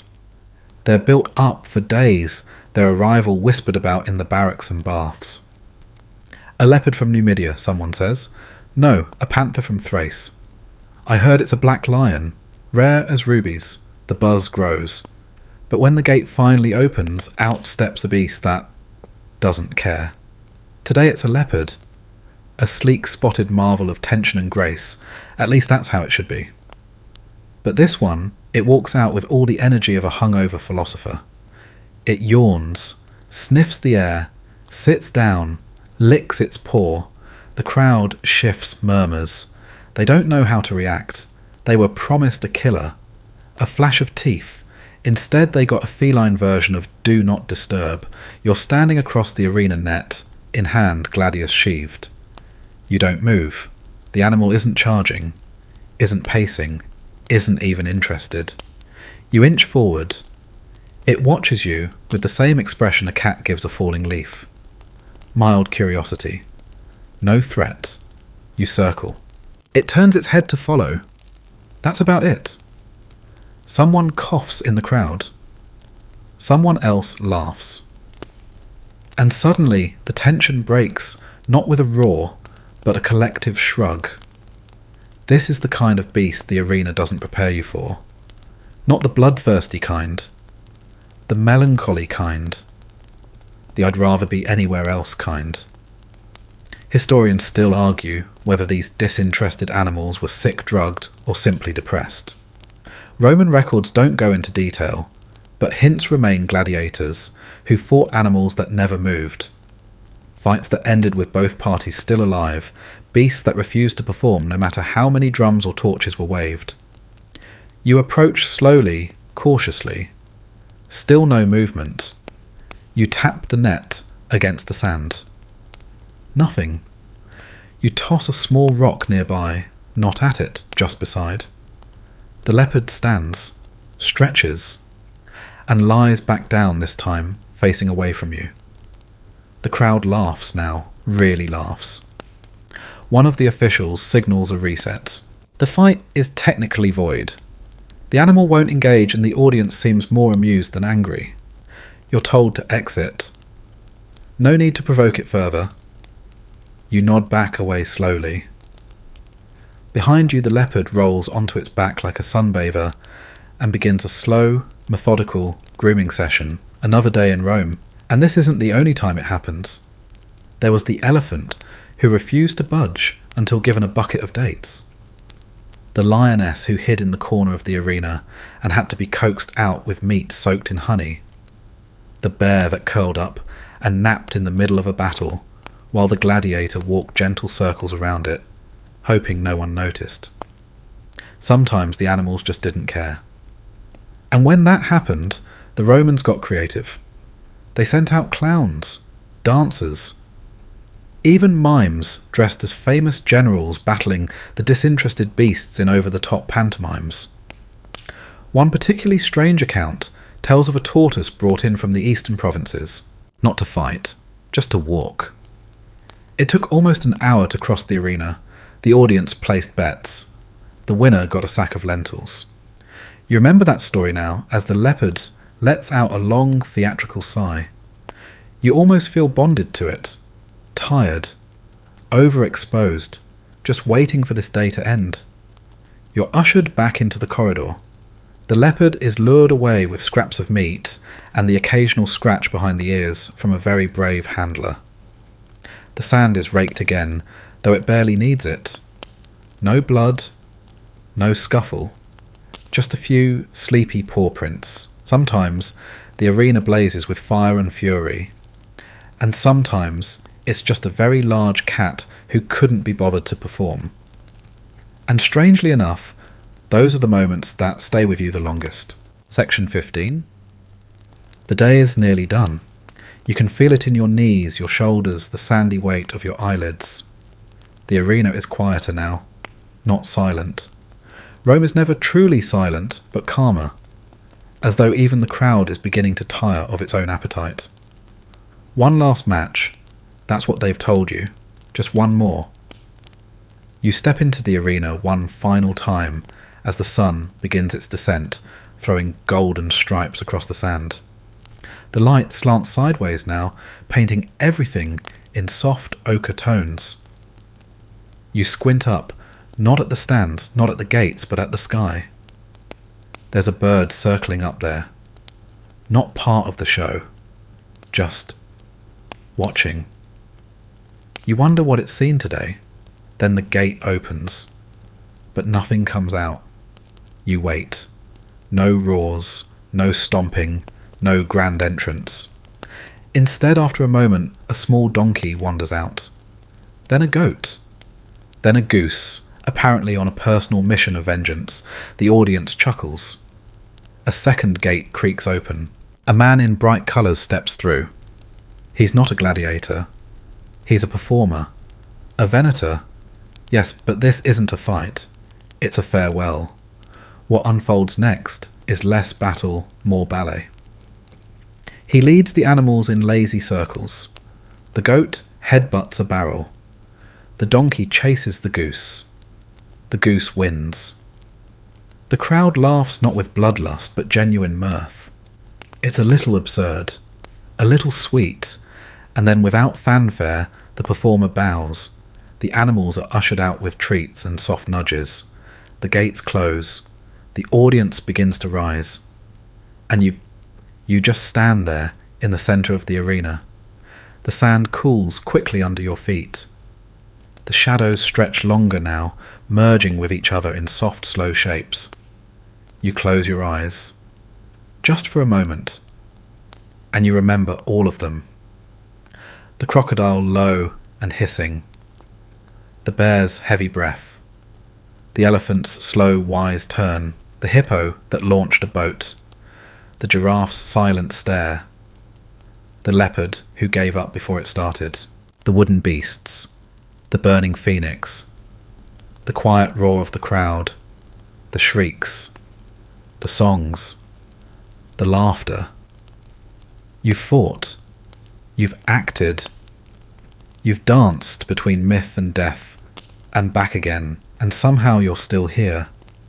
You raise your hand not to wave, not to perform, just to feel the breeze moving past your fingers. The arena begins to empty. Vendors gather their baskets. Guards stifle yawns. The marble absorbs the fading heat. And you walk toward the gate, just one more set of footprints across the sand, joining the thousands that came before. No fanfare, no final bow, just the quiet satisfaction of surviving a world built on spectacle. And now, you get to rest. You're walking through the sun-baked streets of a small colonial town, the kind where everyone seems to know when the bells ring and the beer's ready. And up on the hill, tucked behind high adobe walls, and a gate that hasn't creaked in days, is a convent. It smells faintly of lavender and molasses. There's a soft hum of prayer from behind the walls, but something else too. A rhythmic thumping, a splash, maybe even a muffled laugh. What happens inside those walls is more than just devotion and doctrine.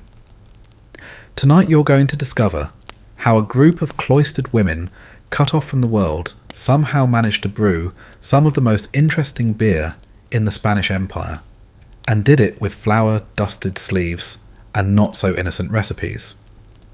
You probably wouldn't last a week in this world of heat-hard labour and highly inconvenient corsetry, but don't worry.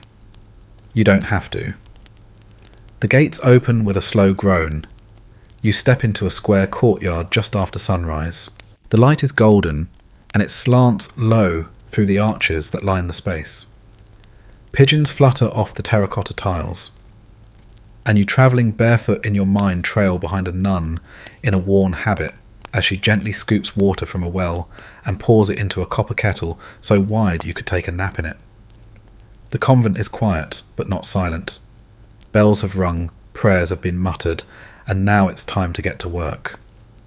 The brewing sisters, about 5 of them today, are already unrolling their sleeves and tying back their veils. The head brewer, yes, that's a real title here, is Sister Clara, who's known for her sharp nose and sharper tongue. She's the kind of nun who could tell if your wort was too warm, just by the scent alone. You pause under a jacaranda tree in bloom. The petals fall like lavender snow. A few novices scamper by balancing clay jugs in both hands, one of them clearly spilling something sticky across the tiles. You smell it, molasses dark and rich, the kind shipped in barrels from Caribbean plantations.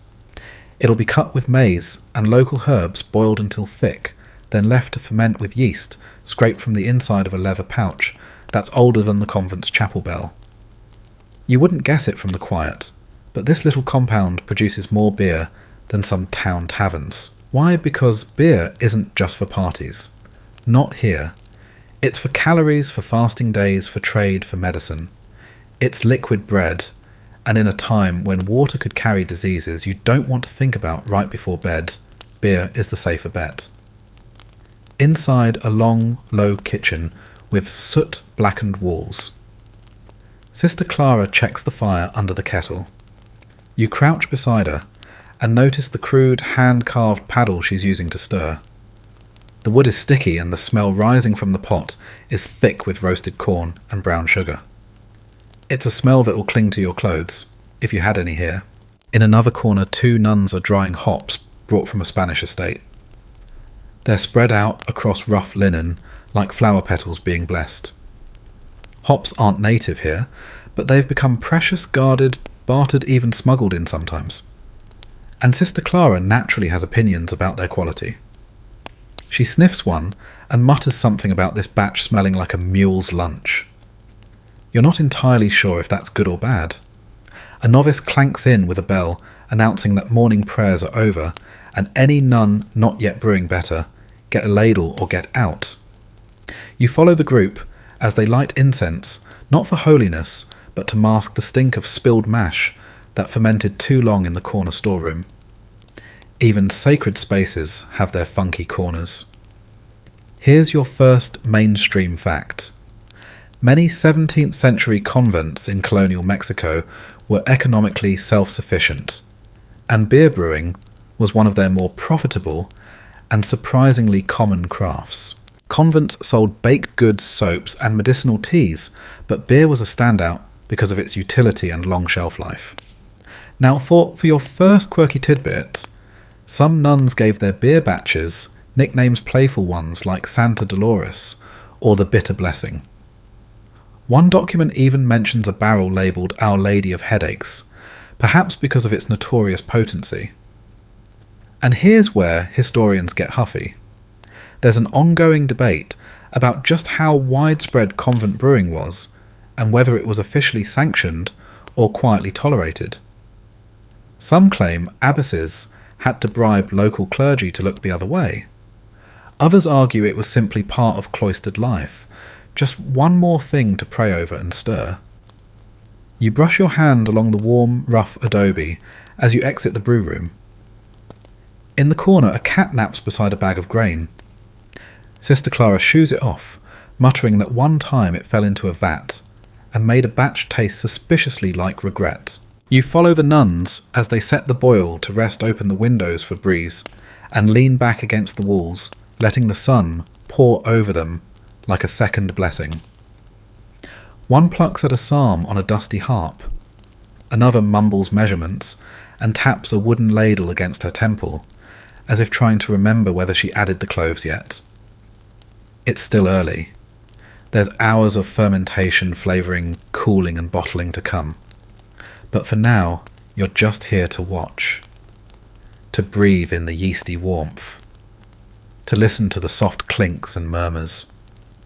To float through a moment when history isn't a textbook, it's steam curling in morning light laughter behind linen curtains and a convent full of sleepy, slightly sticky women just trying to make a decent pint. Section 2. You're up before the sun again, or maybe it never fully set in your mind. The convent courtyard is dim now, the first hints of orange nudging over the rooftops, casting long, sleepy shadows across the uneven tiles. The bells haven't rung yet, not the big ones anyway.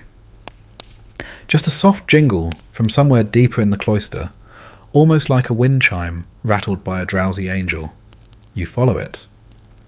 Inside the brew room, the air is already thick and warm. You notice how it never really cools down in here.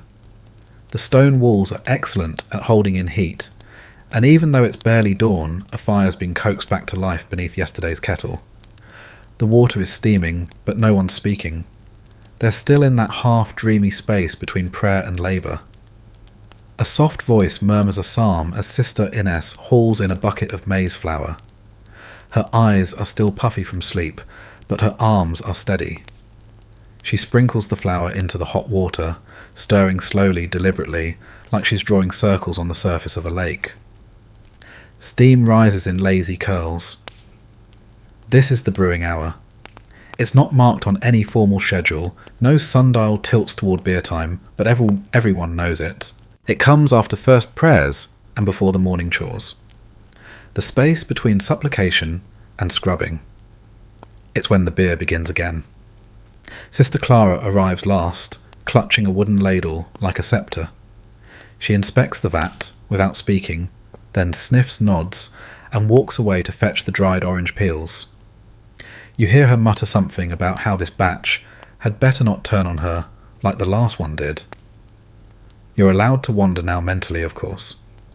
You drift toward the preparation bench, where Sister Eleanor is grinding roasted cacao nibs with a stone roller. Not for a sweet treat. This is for the dark batch, she says. A stronger beer, bitter with cacao, and a touch of pepper, brewed only for feast days, and the occasional well-connected bishop. You trail your hand along the smooth wood of a long table, where herbs have been laid out like offerings. There's chamomile, marigold, cinnamon bark, and tucked between two bunches of dried mint is a small pouch of something darker, maybe crushed hibiscus, maybe something else. You don't ask. Not every ingredient here comes from a church-approved list. Here's your mainstream historical fact. Colonial convents in New Spain, as Mexico was then known, operated with surprising autonomy. Many managed their own gardens, mills and brew houses, partly due to the scarcity of outside support. These weren't just houses of prayer, they were hubs of domestic economy, your quirky tidbit. Some convents in the 60s actually had rotating brewing schedules posted on the wall, with cheeky nicknames for each assigned nun, things like Mistress of the Bubbles or Her Holy Hoppiness. The humour was quiet but persistent. Even cloistered life couldn't drain it out. And the debate historians still argue whether beer brewing in Mexican convents was primarily for internal use, or whether it also fueled a low-key black market. There's documentation suggesting some barrels disappeared on delivery routes, only to resurface in the back corners of local taverns. One ledger even notes a mysterious grain shrinkage during Lent, when brewing was supposed to slow down, not increase. You step into the small anteroom where the yeast is stored. It's cool here, slightly damp, and smells of old apples and vinegar.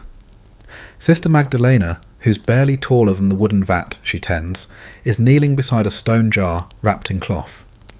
Inside is the convent starter culture, a living mixture passed down from batch to batch, generation to generation. She hums softly as she stirs it with a bone-handled spoon. Don't worry, it's not actual bone. Probably. She tells you that if the yeast ever died, the beer wouldn't just taste wrong, it would be cursed. Not real cursed, she adds quickly, but you know, cursed adjacent. That's enough to make you glance warily at the jars. Back in the brew room, the nuns are moving faster now. The molasses is ready. It's been simmered until it darkens like night, and pours with the slow heaviness of syrupy thunderclouds. They stir it into the corn mixture, carefully watching for clumps. The air grows thick, humid, sticky with sweetness. You hear a cough. Someone has inhaled the sugar steam too fast. Sister Beatrice staggers back, laughing, her face shining with sweat and syrup haze. Better than incense, she wheezes. The bells ring at last. Not the big ones, but the smaller chapel chimes. That's the cue pause, the brewing. Time for morning mass. The fire's banked, the lids are set on the kettles, and the nuns file out in pairs, quiet and reverent. Their work paused but never forgotten. You hang back a moment, just listening. The room breathes with warmth and memory. You could almost believe the beer is dreaming too. Left alone, you notice the walls carved faintly with markings. Tally marks initials, maybe even prayers. One reads Dios bendiga esta mezcla, God bless this mix. Another says simply, try less cinnamon next time. Section 3. Mass has ended, and the air in the convent seems lighter somehow, like the incense smoke has curled into every hallway and pushed out whatever stress was lingering in the lungs of the sisters. You're back in the brewing room now, and the scene has shifted. The lids come off the kettles with a soft scrape, and steam floods out in a thick, sleepy wave that smells faintly of caramel roasted maize and something floral that hasn't been identified yet, but no one seems too eager to ask. You're standing near a stack of clay jugs, each labelled with a saint's name, though you quickly realise these names are more about flavour profiles than actual dedication. San Gregorio is dark and heavy with molasses. Santa Clara has notes of honey and sage. And then there's San Felipe, which, judging by the side-eye Sister Clara gives, it didn't turn out quite as planned. The sisters are working faster now, but there's no rush in their movements. It's all methodical. Ladle, pour, stir. Taste, frown, stir again. You join one novice near the grain bin, and she tells you almost conspiratorially that brewing is just cooking with more consequences. You nod like you understand, even though the ratio math scrawled on the wall behind her might as well be a lunar calendar. Today's recipe calls for barley flour, which isn't always available. Sometimes it gets replaced with toasted amaranth or quinoa grains brought by indigenous labourers or traded in the local market. The nuns adjust the recipe accordingly, calling it divine improvisation. Here's your mainstream historical fact. Beer in 17th century Mexico was often seen as a hybrid beverage, part European tradition, part indigenous adaptation.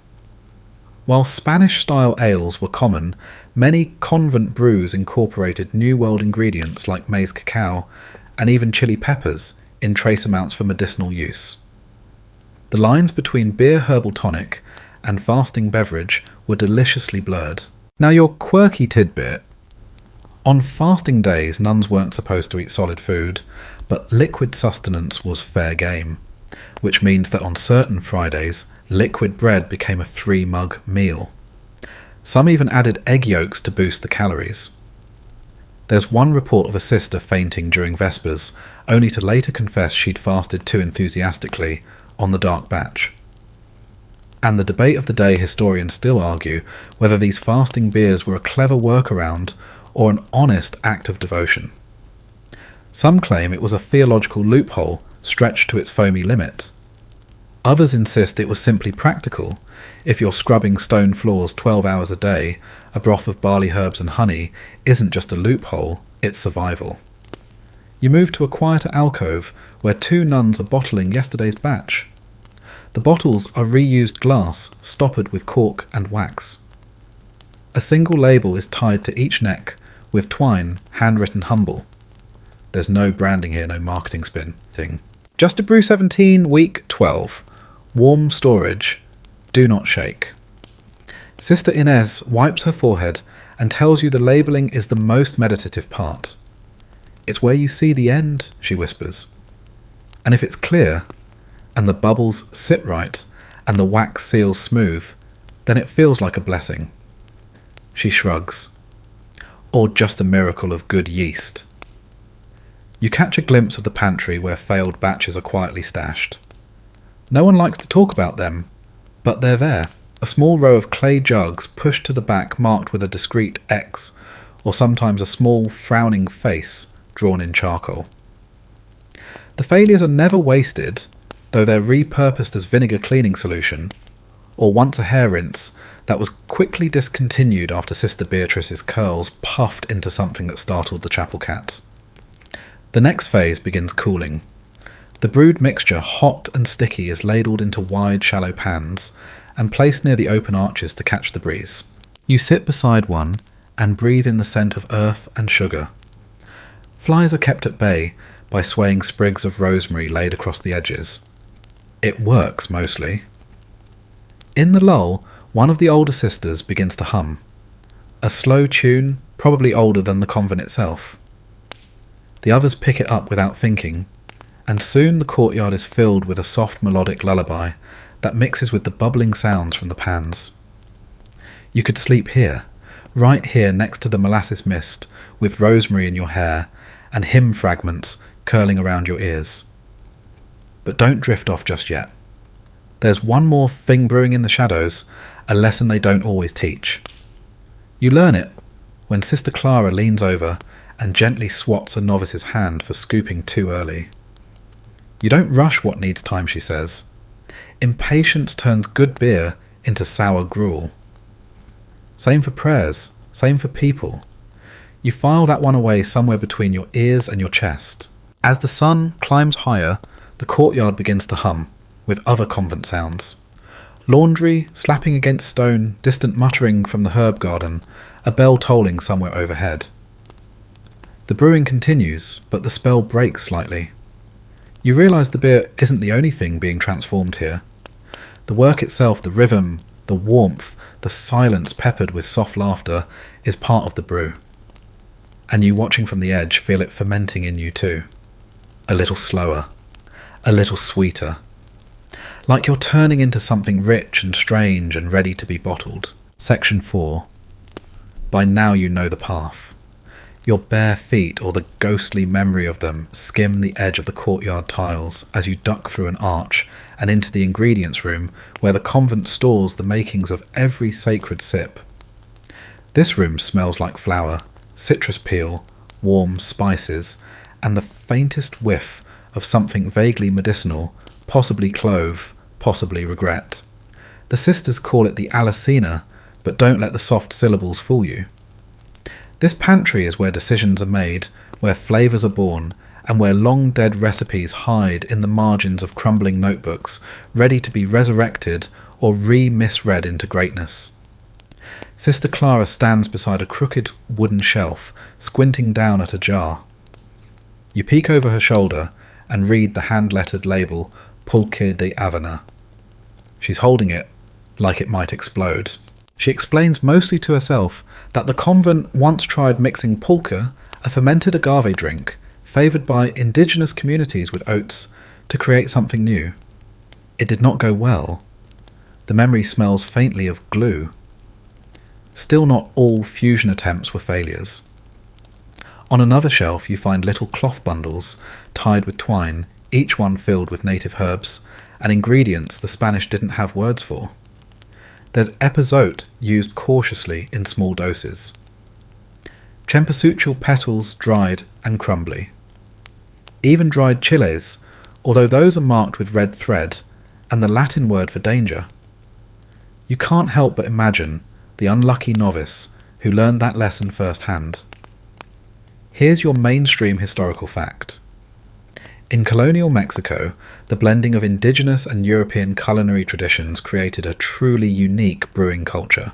While the Spanish brought techniques, much of the flavour profile came from local ingredients, many of which were introduced by indigenous women, working in or around convents, sometimes as servants, sometimes as hired cooks, and sometimes as unofficial advisors with deep botanical knowledge.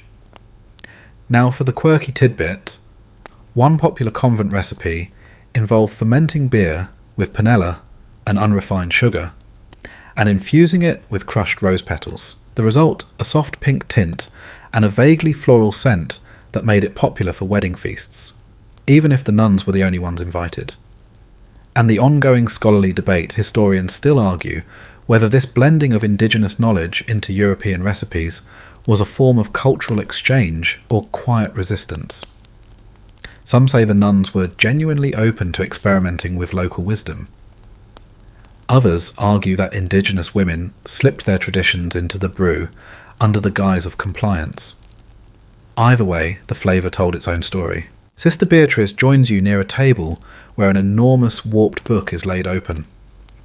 The pages are stained, some torn, and nearly every recipe includes margin notes like "Too dry, sister." Elena's mistake, or simply, nope. She flips to one page and points out a recipe that uses molasses orange zest, and what she swears is crocodile egg. You raise an eyebrow. She shrugs. Could have been a metaphor, she offers. Or a joke, or a dare. There's a rhythm to the ingredient selection. It's not just what's available, it's what the day calls for. Is it feast or famine? Are the elders sick? Are there guests expected? Is it a day of mourning or a festival? Each brew reflects the emotional weather of the convent. Today feels like a warm, middle-of-the-month sort of day, something that calls for toasted maize and a hint of lime zest. One novice, clearly still new to the process, accidentally adds coriander instead of anise and stares at her mistake like she's just burned a Bible. Sister Clara gives her a long look, then shrugs. We'll call it divine inspiration, she says. Let's see what happens. You trail your fingers along a series of jars filled with cloudy liquids. One of them glows faintly green. You don't ask. Outside the Alacena, two nuns argue quietly over the right way to layer the sugar and grain in the mash vat. One insists on sugar first, the other swears it ruins the flavour. Sister Magdalena ends the debate by saying, "Last time we did it your way, and the beer tasted like wet sandals. Discussion closed." A bit later you find yourself in the corner where failures go to steep. There's a jar labelled Experimento 9, which you're told began as beer and ended up as salad dressing. It's still breathing. You step away. A bell rings, not the chapel bell, but a smaller one. Sister Clara lifts her head. "Yeast time," she calls out. And just like that, the ingredient room clears. You follow the crowd, your invisible steps just behind theirs. You watch as the ingredients measured, debated, borrowed and blessed are brought out under the open sky. Each bundle unwrapped. Each jar opened. The scents mix and drift upward. A sacred fog of sugar and spice.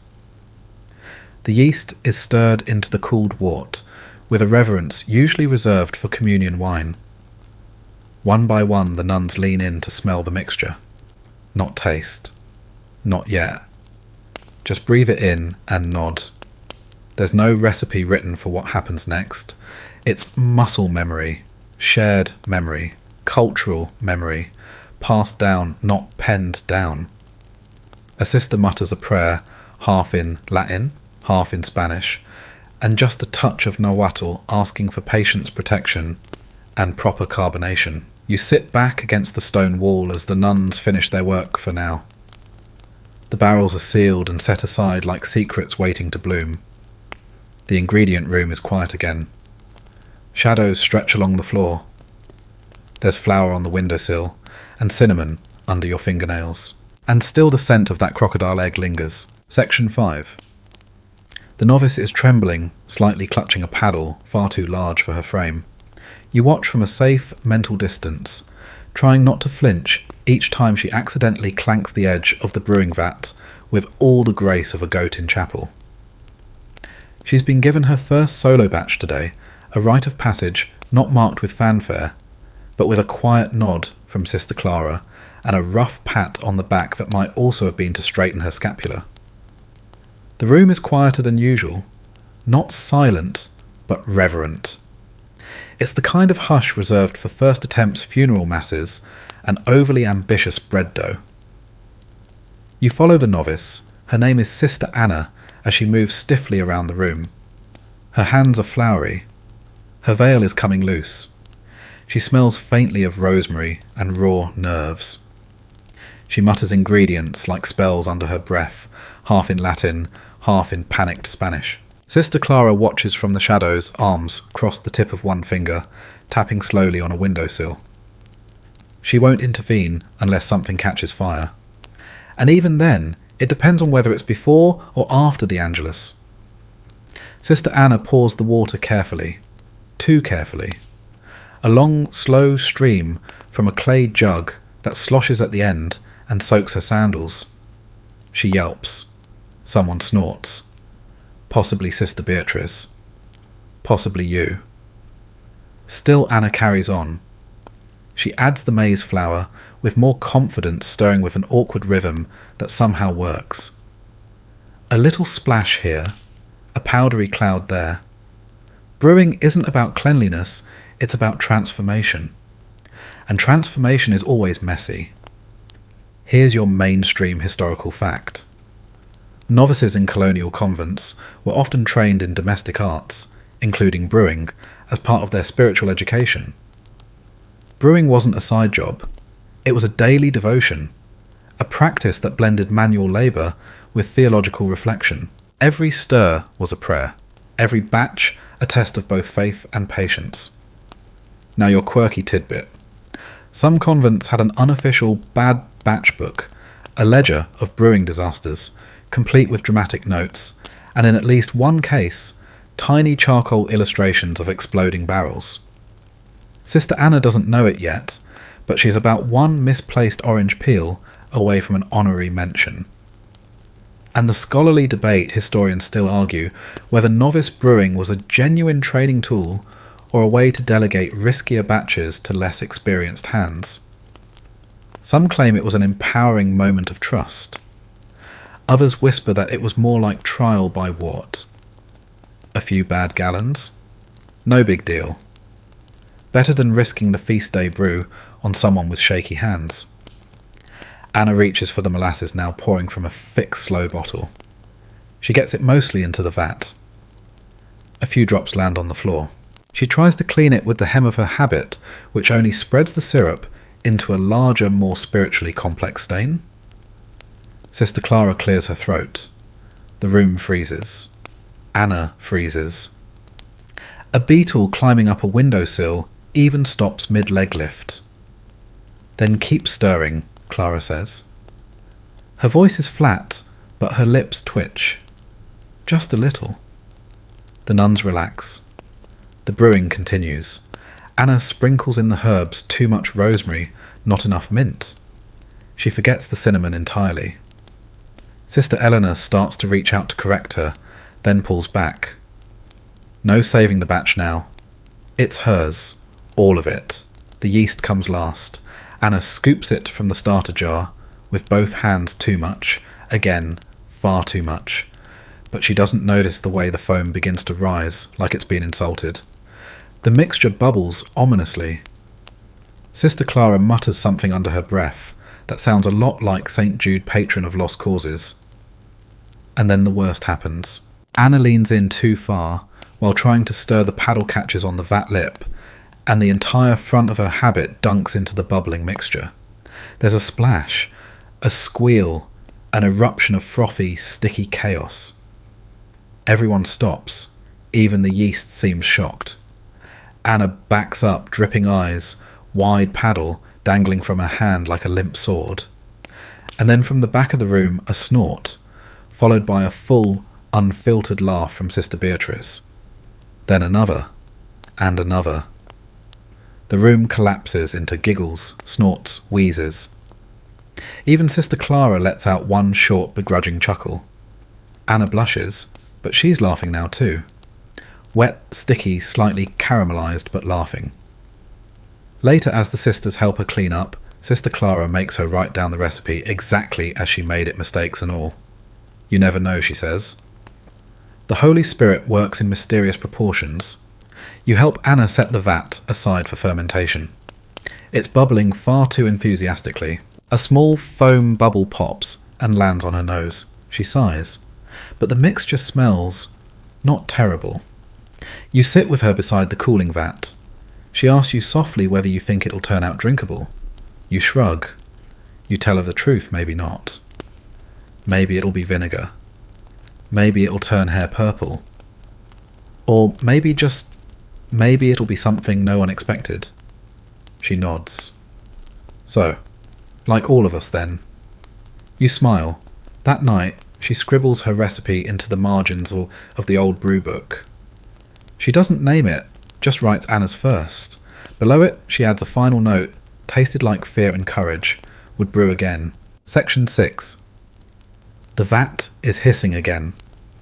It's 2 days later, and Sister Anna's first brew is now sitting under a wide-lidded barrel in the fermentation chamber.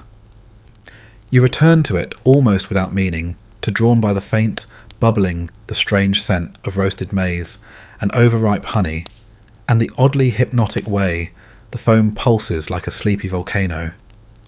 The air here is warmer, wetter.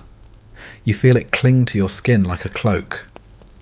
The fermentation room is half underground, tucked behind the chapel garden, and the walls are stained with time, mossy in places, cracked in others. The barrels rest like slumbering animals in rows. Some are very old, some are labelled, some are leaking just a bit. And of course, not every batch makes it peacefully through this stage. Today you're witness to one of those moments. Sister Clara opens a lid to inspect a new experimental brew, something with hibiscus and ground vanilla, and immediately recoils. The smell. Somewhere between unholy jam and wet boots left in the sun. Well, she mutters, eyes watering, that one's going in the vinegar corner. She slaps the lid shut and drags the barrel into the far end of the room where other mistakes live. You notice a faint line etched into the wall there. Below it reads, Las que no rezaron suficiente, the ones that didn't pray hard enough. Here's your mainstream historical fact. Fermentation was always the riskiest part of brewing.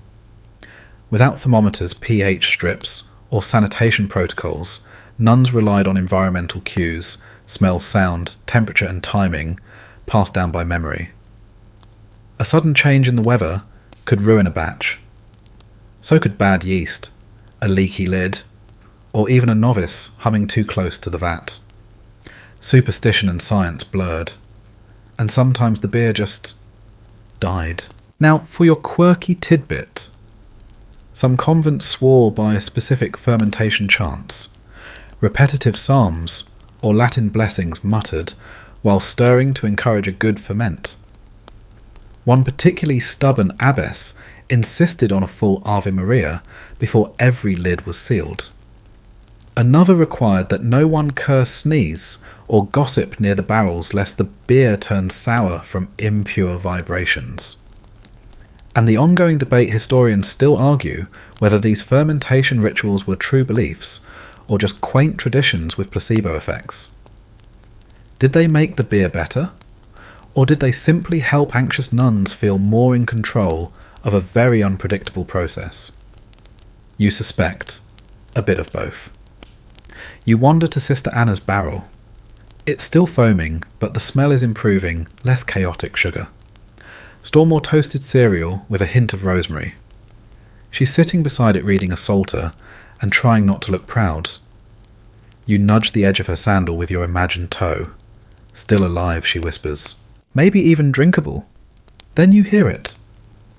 A sudden pop from the other side of the chamber, followed by a splash, then silence. Everyone freezes. Sister Beatrice peeks behind one of the older barrels and lets out a quiet, resigned, "Oh no." A barrel has foamed over one of the stronger brews intended for the upcoming Saints' Day. The yeast has overachieved. It's pushing against its cork like a rebellious choir boy. Liquid trails down the side in syrupy rivulets. Sister Magdalena grabs a mop. Sister Clara sighs and pinches the bridge of her nose. Who adjusted the temperature in here? No one answers. You quietly drift toward the offending barrel. You recognize it now. This was one of the special blends, fermented with raisins, cloves, and a daring splash of coffee. Meant to be strong, smooth, and slightly sinful. Now it smells like breakfast wine. Still they don't waste it. The overflow is gathered into smaller jugs marked with red string and set aside. Not for the chapel, not for guests, but possibly for soap making, or floor scrubbing, or for the truly brave as starter for future batches. Back at Anna's vat, things are stabilising. Sister Clara dips a small ladle into the foam, lifts it to her nose and inhales. Then in a gesture that stuns everyone into silence, she takes the tiniest sip, a pause. Then, could be worse. It's the highest praise Anna will get today. And she beams. The fermentation room quiets again, the only sound now a gentle bubbling like the convent is breathing through the barrels. You sit beside the vats, watching the foam rise and settle. A nun begins humming near the door, a low familiar tune that circles through the air like incense.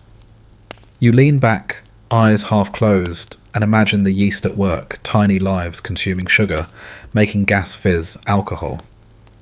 Invisible workers performing a miracle in slow motion. You think of monks centuries ago who called fermentation God's chemistry. You think of all the unseen processes of beer, of people of grief and joy and transformation that take place in the quiet in the dark. And you realise something, it's not the failures that teach the most. It's the foaming, bubbling, unpredictable in-betweens. Sister Anna tugs on your sleeve and hands you an imaginary mug, just air, but the gesture warms you. Tomorrow, she says, we bottle. You nod. The foam settles. The yeast sighs. And somewhere far above, a bell rings soft and slow. Section 7. It's the middle of the afternoon now, and the sun slices in sideways through slatted shutters, painting long bars of light across the convent's inner courtyard. The brewing's been paused for a while, but not because anyone's resting. No, now it's time for what the nuns call the other half of the work. You follow them into the cloister garden, which doubles as both herbarium and meditation space. It smells like damp basil, crushed marigold, and the faintest trace of compost. Bees hum lazily in the air, drunk on jasmine. You brush past tall stalks of lemongrass, duck under hanging gourds, and trail after Sister Magdalena as she digs carefully around a plant that looks suspiciously like wild hops. Here brewing isn't just kettles and foam, it's also roots, leaves, and quiet choices. It's one of the convent's best kept truths, the beer doesn't start in the kitchen. It starts here in the dirt. You settle near a row of bushes, heavy with white blossoms. Sister Clara joins you, wiping her hands on her apron. She starts pointing to plants, some used in brewing, others not. See that, she says, indicating a spindly vine. we steep it for headaches, and that she gestures to a patch of mint helps when the beer sits too long and starts to sulk. You raise an eyebrow. It sulks, she insists. You'd sulk too if you were forgotten in a barrel all summer. She may have a point. Here's your mainstream historical fact. In many convents, brewing was considered a women's domain, not just because of religious tradition, but because domestic fermentation, whether beer, bread or vinegar, had long been part of female labour. The knowledge passed down was practical oral and deeply embedded in everyday chores. By the 17th century, women had an intimate understanding of yeast temperature and preservation, whether or not they used the word microbe. Now, your quirky tidbit: a few convents, this one included, kept what they called a yeast mother in the herb garden. Not a woman, a pot. An actual pot filled with a starter culture, kept warm near the sunniest wall like a pet. Nuns would sing to it. One would even knit cosy covers for it in winter. No one questioned this. You don't either? And here's where the scholars start debating. Was brewing only women's work because it was seen as domestic, and therefore less important? Or was it a way for women, especially nuns, to hold economic and cultural power behind the cloister walls? Some argue brewing gave these women independence. Others suggest it was merely tolerated by church authorities until the money got too good to ignore. You keep thinking about that pot in the corner, wearing a knitted scarf. Sister Anna appears with a basket slung over her arm. She's gathering marigold petals and rosemary sprigs. We're adding these to the next batch, she explained, smiling. The one we're not going to explode this time. She seems to be settling into her role now. Her veil stays straighter, her paddle grip firmer. She even made a joke yesterday, something about the yeast working harder than Sister Beatrice on laundry day. It earned her a spoonful of cinnamon as a reward, and a glare from Beatrice, who pretended not to smile. You help Anna gather lemongrass. Your hands brush, and for a moment you remember this whole story, strange as it is grounded in touch, in the feel of things. The scrape of bark, the tug of roots, the powdery burst of crushed leaves between your fingertips. Later, back in the kitchen, the herbs are laid out in little piles on a cloth-lined bench. Each is steeped in hot water first, then cooled. It's not just about taste, it's about balance. Too much hibiscus and the beer sours. Too much rosemary, and it drinks like floor polish. The sisters know this. They've learned it the slow way. You lean against the warm adobe wall and watch as Sister Clara demonstrates a trick. She dips her pinky into a mix of warm herb water and molasses, and then holds it near a lit taper. If the mixture browns slightly, it's caramelizing properly. If it smokes, it's ruined. If it sings, it's perfect. Listen, she says, tilting her head. You do. The mixture hisses faintly like a cat dreaming. Perfect, she says, and you believe her. The brewing resumes that evening, not in the daylight kitchen, but in the smaller back room used for more delicate batches. Here the herbs are added, the mixtures stirred by candlelight, and the scent is gentler, more floral. Less like a tavern, more like a spell. Anna is allowed to add the last sprig of marigold herself. She presses it gently into the foam and watches it disappear. The sisters all stand in a loose circle as the mixture is stirred one last time. No prayers are spoken this time, just quiet. The good kind. The kind that tastes like honey when it fills your chest. Outside a breeze rustles the herb garden. You swear you hear the yeast mother sigh. Section 8. It's dusk when the whispers start soft breathy curling through the archways like the evening incense. The sisters are finishing up, the last of the brewing wiping counters washing paddles, bottling small test batches with wax and string. And yet beneath the hum of domesticity you hear it, that curious, half-laughing tone that means someone's about to share a not entirely sanctioned secret. You follow the sound through a narrow corridor behind the storage room, past the cracked tiles and the crumbling fresco of St. Martha smashing a wine jug. At the end of the hallway, Sister Beatrice is balancing a jug on her hip, like it's a baby, and not a sloshing vessel of questionable legality. Just charity, she says, eyes twinkling. Sometimes people outside need a little extra warmth. You're not entirely sure what's in the jug, but it smells like brown sugar lime peel and just a touch of peppermint. It could soothe your soul, or melt your stomach lining. Either way, you're intrigued. She's not alone. 2 other sisters hover nearby, whispering about the baker in the village and the midwife who can't sleep. This isn't just about generosity, it's a network. A quiet one. And very unofficial. Here's your mainstream historical fact. Though convents were cloistered, they were rarely isolated. They often functioned as community hubs, offering food, medicine, and yes, beverages to local villagers, visiting clergy and even city officials. These exchanges weren't always legal, strictly speaking, but they were common. Especially when cash was tight and grain stores needed refilling. Now your quirky tidbit. Some convents used hollow loaves of bread to smuggle beer out past watchful eyes. They'd bake small bottles into the centre slice the loaves open outside the gate and retrieve the goods. The trick was not eating the bread first. And the great debate scholars still argue whether this informal beer trade was a form of survival or a quiet rebellion. Did the nuns exploit a loophole in their vows, or were they simply adapting to the reality of economic needs in a growing colonial city? There are even stories, half legend, half ledger, of abbesses negotiating barley prices with smugglers disguised as priests. Back in the courtyard, Sister Clara pretends not to notice the jug changing hands. She adjusts her veil and examines the sky instead. If it's for the poor, she mutters, make sure it doesn't spill. You trail behind Beatrice as she heads toward the garden wall, where a small wooden gate hides beneath a bougainvillea vine.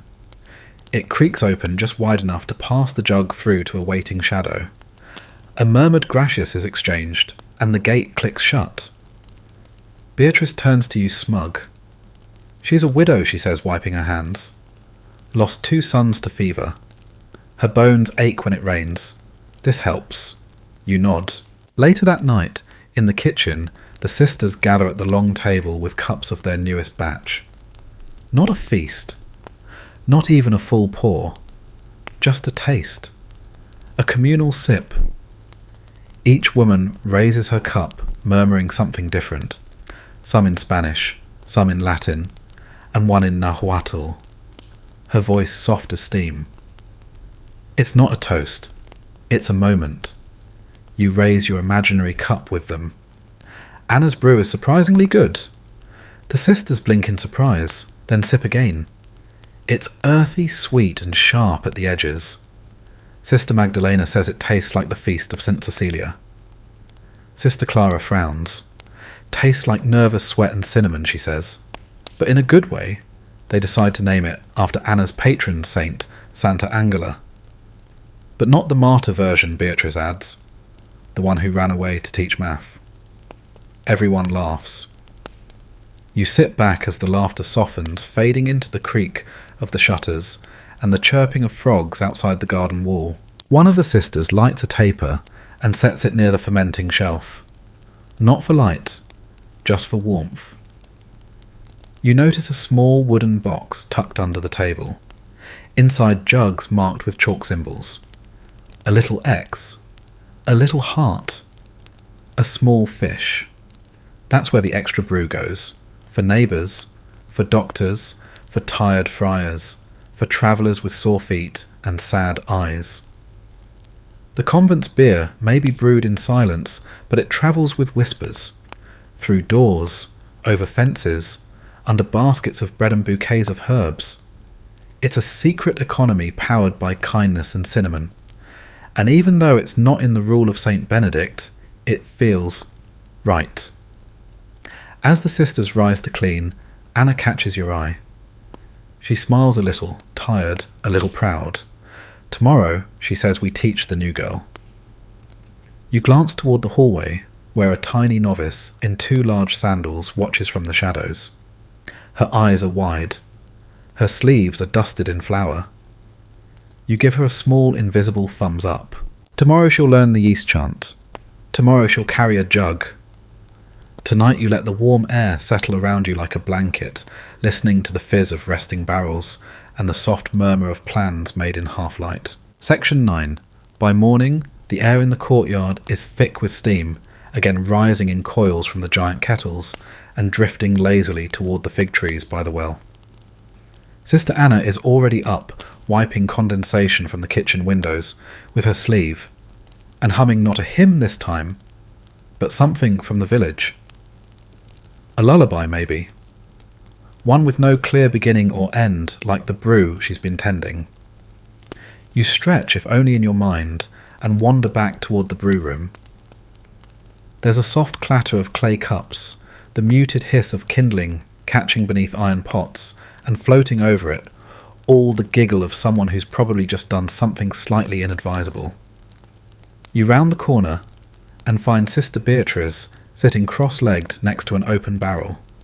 She's red-faced and not from the heat. "Oh, I was just testing," she says. Her words are slurred with the slow weight of someone whose sips may have turned into swigs. You sit beside her. The barrel smells incredible honey cloves and a surprising citrus note that you think might be tamarind. It's the new batch, supposed to be for next week's bishop visit, supposed to be sealed, supposed to be untouched. A low whistle escapes you. She grins. Here's your mainstream historical fact. Despite their vows and discipline, nuns in colonial convents were human and fallible. Many convent records describe disciplinary actions taken for rule-breaking, including sneaking extra food, dozing off during vigils, and yes, occasionally sampling the alcohol. While the rules were strict, the enforcement often relied on communal forgiveness, and when necessary, creative penance. Now for your quirky tidbit, one convent in Puebla reportedly had a wine bench where any sister caught imbibing outside of feast days had to sit for an hour, with a sign around her neck that read, "Too joyful too soon." Whether it worked as punishment or just encouraged creative timing is still unclear. And the debate historians continue to debate whether alcohol consumption in the convents was considered spiritual laxity or simply part of everyday life. While the official records often scold private letters and journals hint at a culture of moderation, where a little beer might follow a hard day's labour, and sampling was quietly tolerated, so long as no one floated through Vespers. Back at the barrel, Sister Clara appears. She doesn't shout. She doesn't scold. She simply eyes the depth of the liquid. And then Beatrice, who wipes her mouth with a sleeve and tries to look penitent, fails miserably. Clara just sighs. "You'd better bless that batch now," she says. "It's going to need help." Beatrice nods solemnly and traces a sloppy cross over the frothy surface. Later in the refectory, the sisters gather with mugs of watered-down test brew. It's still strong, but technically not rule-breaking. They sip in silence, broken only by the occasional cough when someone finds a floating clove. Anna sits beside you and whispers, "Last week, Sister Clara sneezed into the wort. No one said anything. We just called it St. Clara's blessing and bottled it anyway." You chuckle quietly. One novice starts to hum a drinking song. It's not scandalous, but it's not exactly sacred either. Something about ale and angels and how the former's easier to find in winter. Clara raises an eyebrow. The humming stops. Mostly. You glance around and see more than mugs and laughter. You see comfort. This isn't a tavern, but it isn't a prison either. The convent is full of routines, but also rituals, and this one, the small indulgence, the shared warmth of a good drink, is more than just an indulgence. It's a form of communion. Later in the chapel, the sisters kneel for Vespers. No one sways. No one snores. Even Beatrice holds herself upright, eyes closed. lips moving steadily through the familiar prayers. You catch a whisper at the end of her psalm, "Forgive us our fermentations." You look toward the altar. The candles flicker. The air is thick with beeswax and rosemary, and a bottle is tucked discreetly behind the votive stand. Maybe for the bishop. Maybe for after prayers. Maybe just for a long night when the yeast won't behave and the barrels won't seal. Either way you smile. Back in the brew room, Anna is cleaning the floor with sand and vinegar. She hums the same village tune, but softer now, and adds a few extra notes. You lie down on the cool tiles beside a drying rack, invisible imagined at ease. The brewing will start again tomorrow. And yes, someone will probably drink too much again. But here in this sacred loop of steam and song and sugar, every mistake is met with laughter, a mop, and just enough forgiveness to try again. Section 10. The next morning begins with an interruption. A long shadow cuts across the convent courtyard, not cast by the fig trees or the laundry line, but by a man in a heavy cloak and an even heavier scowl.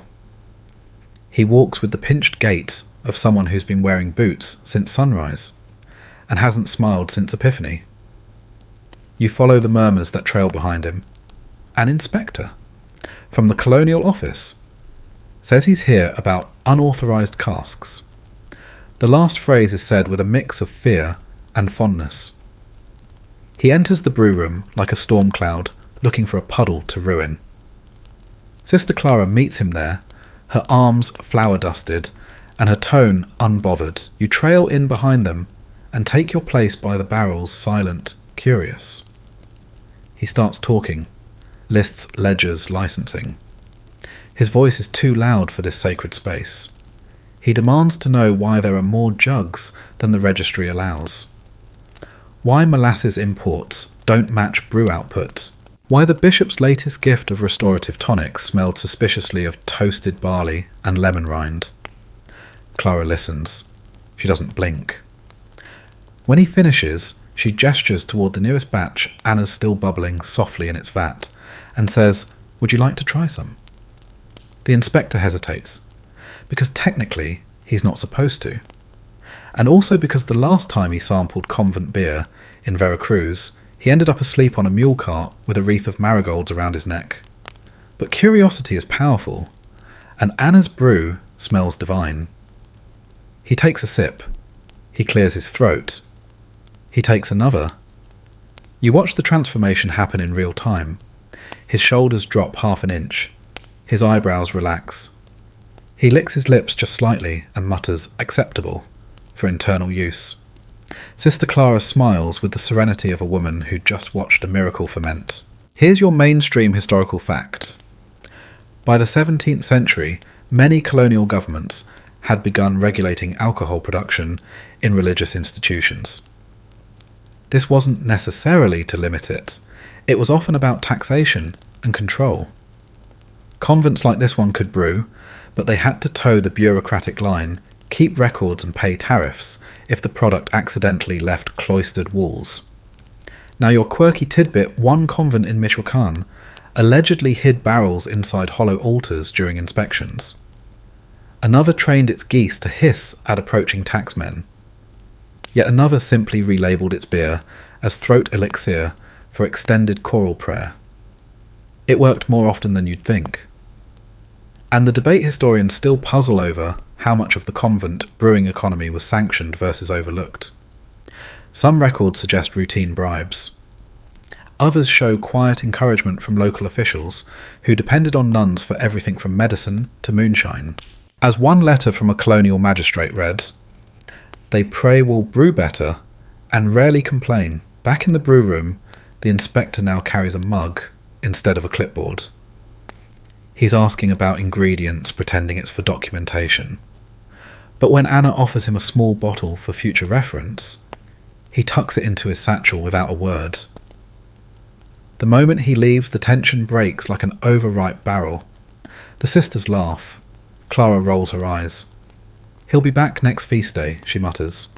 "Bring him cinnamon sticks next time." He likes to feel involved. Anna beams. The batch is officially approved, not just by Sister Clara, not just by the inner circle of nods and silent sips, but by the powers outside the walls. You walk with the sisters to the garden where the barrels are aired and sealed. Beatrice hums a march behind the departing inspector, swaying side to side with exaggerated dignity. Sister Magdalena blesses the path with sprigs of basil. You as always observe. As evening falls, the sisters light tapers and finish their labelling. For ceremony use one reads. For stomach ailments reads another. For sleeplessness, melancholy, and minor complaints says a third, which could really cover almost everything. Anna brings out a small barrel marked simply Angelus. New name, she says. It only foamed during prayers. You smile. A true miracle. Later, as the stars blink awake and the moon brushes against the tiled roofs, you find yourself back in the fermentation room. The barrels breathe in the dark. The yeast murmurs in its sleep. Somewhere outside, the inspector's mule cart creaks down the hill, the faint sound of sloshing following him home. You sit with Anna a while, quiet between you, as she traces patterns into the condensation on the barrel's lid. I think I want to make another batch, she says. Not the same. Something softer. More mint, less fear. You nod. Less fear is a solid recipe improvement. The convent is safe again. For now. And the beer. It's legal enough. Blessed, definitely. Delicious. Well, you'll know for sure in a week. Section 11. You wake to the sound of bells brighter faster, with a celebratory clatter that echoes all the way from the chapel down to the still warm stones of the brew room. Today is no ordinary day. It's a saint's feast, though no one seems quite sure which saint. The convent calendar has smudged ink where the name should be, and Sister Magdalena insists it's Saint Quiteria, while Sister Beatrice argues it's Saint Humilitas. Either way, the outcome is the same today the beer flows. You drift into the courtyard and are immediately greeted by a sensory feast. Garlands of dried marigolds and woven herbs hang from the arches. Tables have been pulled into the open air and dressed with simple cloths. Clay mugs sit in neat rows, some already half full. The kitchen is alive with activity, and so is the brew room. The sisters bustle around with a rhythm somewhere between prayer and dance. Anna is tying ribbons to bottlenecks. Beatrice is trying to hide a plate of tamales behind a curtain. Clara pretends not to notice, though her hand accidentally lands on one when she reaches for a bottle. Today's brew, the special batch, has been named Las Campanas, the bells, in honour of the noisy celebration, and possibly because its alcohol content might have you hearing bells of your own if you're not careful. Here's your mainstream historical fact. Feast days in colonial convents were more than spiritual observances. They were also social and culinary events. These occasions brought out special dishes, extra music, and when available, stronger brews.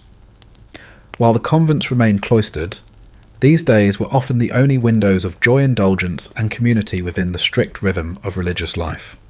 Now your quirky tidbit. Some nuns would secretly spike festival beverages with extra sugar or spice, sometimes even a hint of chili for fun. One convent in Oaxaca had a prank tradition of slipping sleepy spice into a novice's drink to see if she could stay awake through the entire litany. Spoiler, she never did. And the ever-delightful debate scholars have long disagreed on whether these convent festivals were sanctioned celebrations or tolerated outbreaks of barely contained rebellion. While feast days were officially part of the liturgical calendar, the more elaborate festivities complete with musical performances and secret sauce brews often pushed the boundaries of expected behaviour for cloistered women. Some letters from visiting bishops praised the joyful piety. Others simply said, "It got loud." In the kitchen, Sister Magdalena is stirring something with cinnamon and orange peel in a pot that's definitely not soup. You peer over the rim and inhale. It's a hot ale infusion, sweet and medicinal, served in small mugs with sprigs of mint. Outside, under a fabric canopy fluttering in the breeze, the sisters begin to gather. There's no formal program, no schedule. Just laughter, some hymn-singing off-key, but heartfelt, and the clink of cups being filled and refilled. Someone plays a harp with 3 missing strings. Someone else bangs a pot lid like it's a drum. No one minds. You sit beside Anna as she offers a new novice a drink. It's strong, she warns, like our prayers, just less repetitive. The novice giggles, sips, and promptly coughs into her sleeve. Beatrice declares that she can taste the spirit of Saint Quiteria herself in this batch, then admits she might just be tasting the tamales. Clara says nothing, but takes a long, satisfied sip, and sighs like a nun who's earned it. You wander to the edges of the courtyard, where smaller tables are set up with offerings, not just beer, but bundles of dried herbs, tiny woven charms, and a few jars labelled Para el Sueño for sleep. The convent shares more than its prayers on days like these. As the sun dips lower, the mood shifts. Laughter grows softer. The music slows, and the beer begins to lull, rather than enliven. Sisters lean back against the warm stone walls, clutching their mugs, and letting the quiet soak into their bones. Someone starts telling a story about the time a barrel fell off a car and cracked open during a bishop's visit. He slipped right into it, Anna adds. Said he felt baptised by barley. No one's quite sure if it's true. That's not really the point. You lie on the cool tiles beside the fig tree, where the shadows are longest. The bells have stopped, the harp has quieted, and only the rustle of linen skirts and sleepy murmurs remain. Someone refills your cup.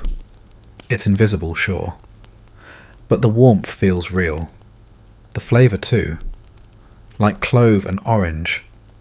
Like laughter. Like memory. As twilight thickens, Sister Clara stands and raises her cup, not high, just enough to catch the fading light. To Saint whoever it is, she says. And to another batch that didn't explode. A cheer rises ragged and joyful. To foam that didn't overflow, Anna adds. To yeast that obeyed, Beatrice says. And finally, from Sister Magdalena to us. For still being here, you smile to them. For still being here. For brewing joy in clay pots and laughter in linen aprons. For spilling occasionally but always mopping up after. To saints named or unnamed and the holy work of celebration. Section 12. Night has fallen, but the kitchen is still warm with embers, and the herbal scent of cooling brews floats lazily through the halls. The feast is over. The mugs have been stacked, the tamales consumed the harp tucked away in its usual corner. But the brewing hasn't stopped, not quite. You follow Sister Anna through a narrow passage you haven't seen before. The torchlight dances over painted walls that depict saints with suspiciously large wine jugs. At the end is a small door. She knocks once, then pushes it open. Inside, it's cooler, quieter, a little darker. The air smells different here, not of barley or cinnamon, but something else entirely. You catch hints of crushed flowers' bark, even something sharp, and citrusy that tingles your nose. This is the hidden kitchen, the cocina de atrás, the back kitchen, and it is without a doubt where the real magic happens. Here's your mainstream historical fact. In many colonial convents, especially those in Mexico, indigenous women worked in and around religious institutions, some as servants, others as lay workers, and many as unofficial consultants. Their knowledge of local plants' fermentation techniques and medicinal recipes shaped much of what convent kitchens became.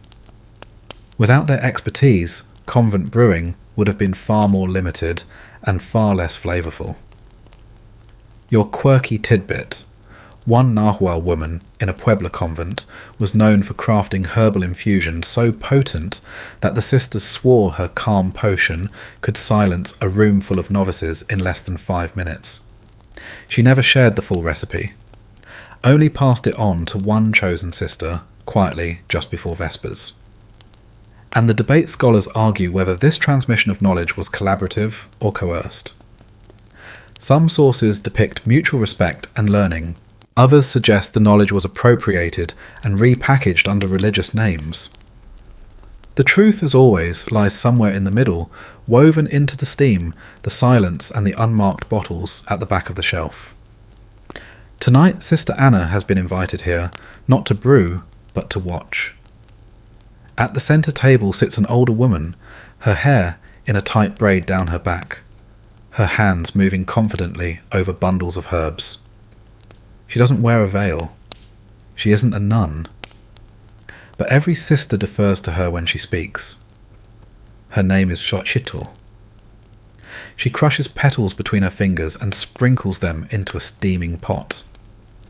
Flor de cacao, she says. Not for sweetness, for memory. Anna nods. You sit beside the table, watching as she layers ingredients like brushstrokes. Cacao rose, vanilla, bean ground maize, a touch of achiote. The mixture smells rich, earthy and slightly bitter, like something meant for healing rather than drinking. And yet it's headed for fermentation. Xochitl explains that this blend won't be bottled for guests. It won't be served at feasts. It's for the sisters who can't sleep, for the ones who cry after midnight prayers, for the quiet ache of not being seen. Anna listens closely. She takes notes. Not on paper, just with her eyes. Her breath. The process is slower here. No paddles, no copper kettles. Just clay pots and wooden ladles. The brewing isn't loud, it's whispered. The steam curls higher, thinner, like incense. You lean in, and Xochitl speaks without turning. This isn't beer. It's remembrance. She pours the mixture into a smaller jug and seals it with cloth and twine. Then she takes Anna's hand, presses it gently to the side of the jug, and says, "Now wait."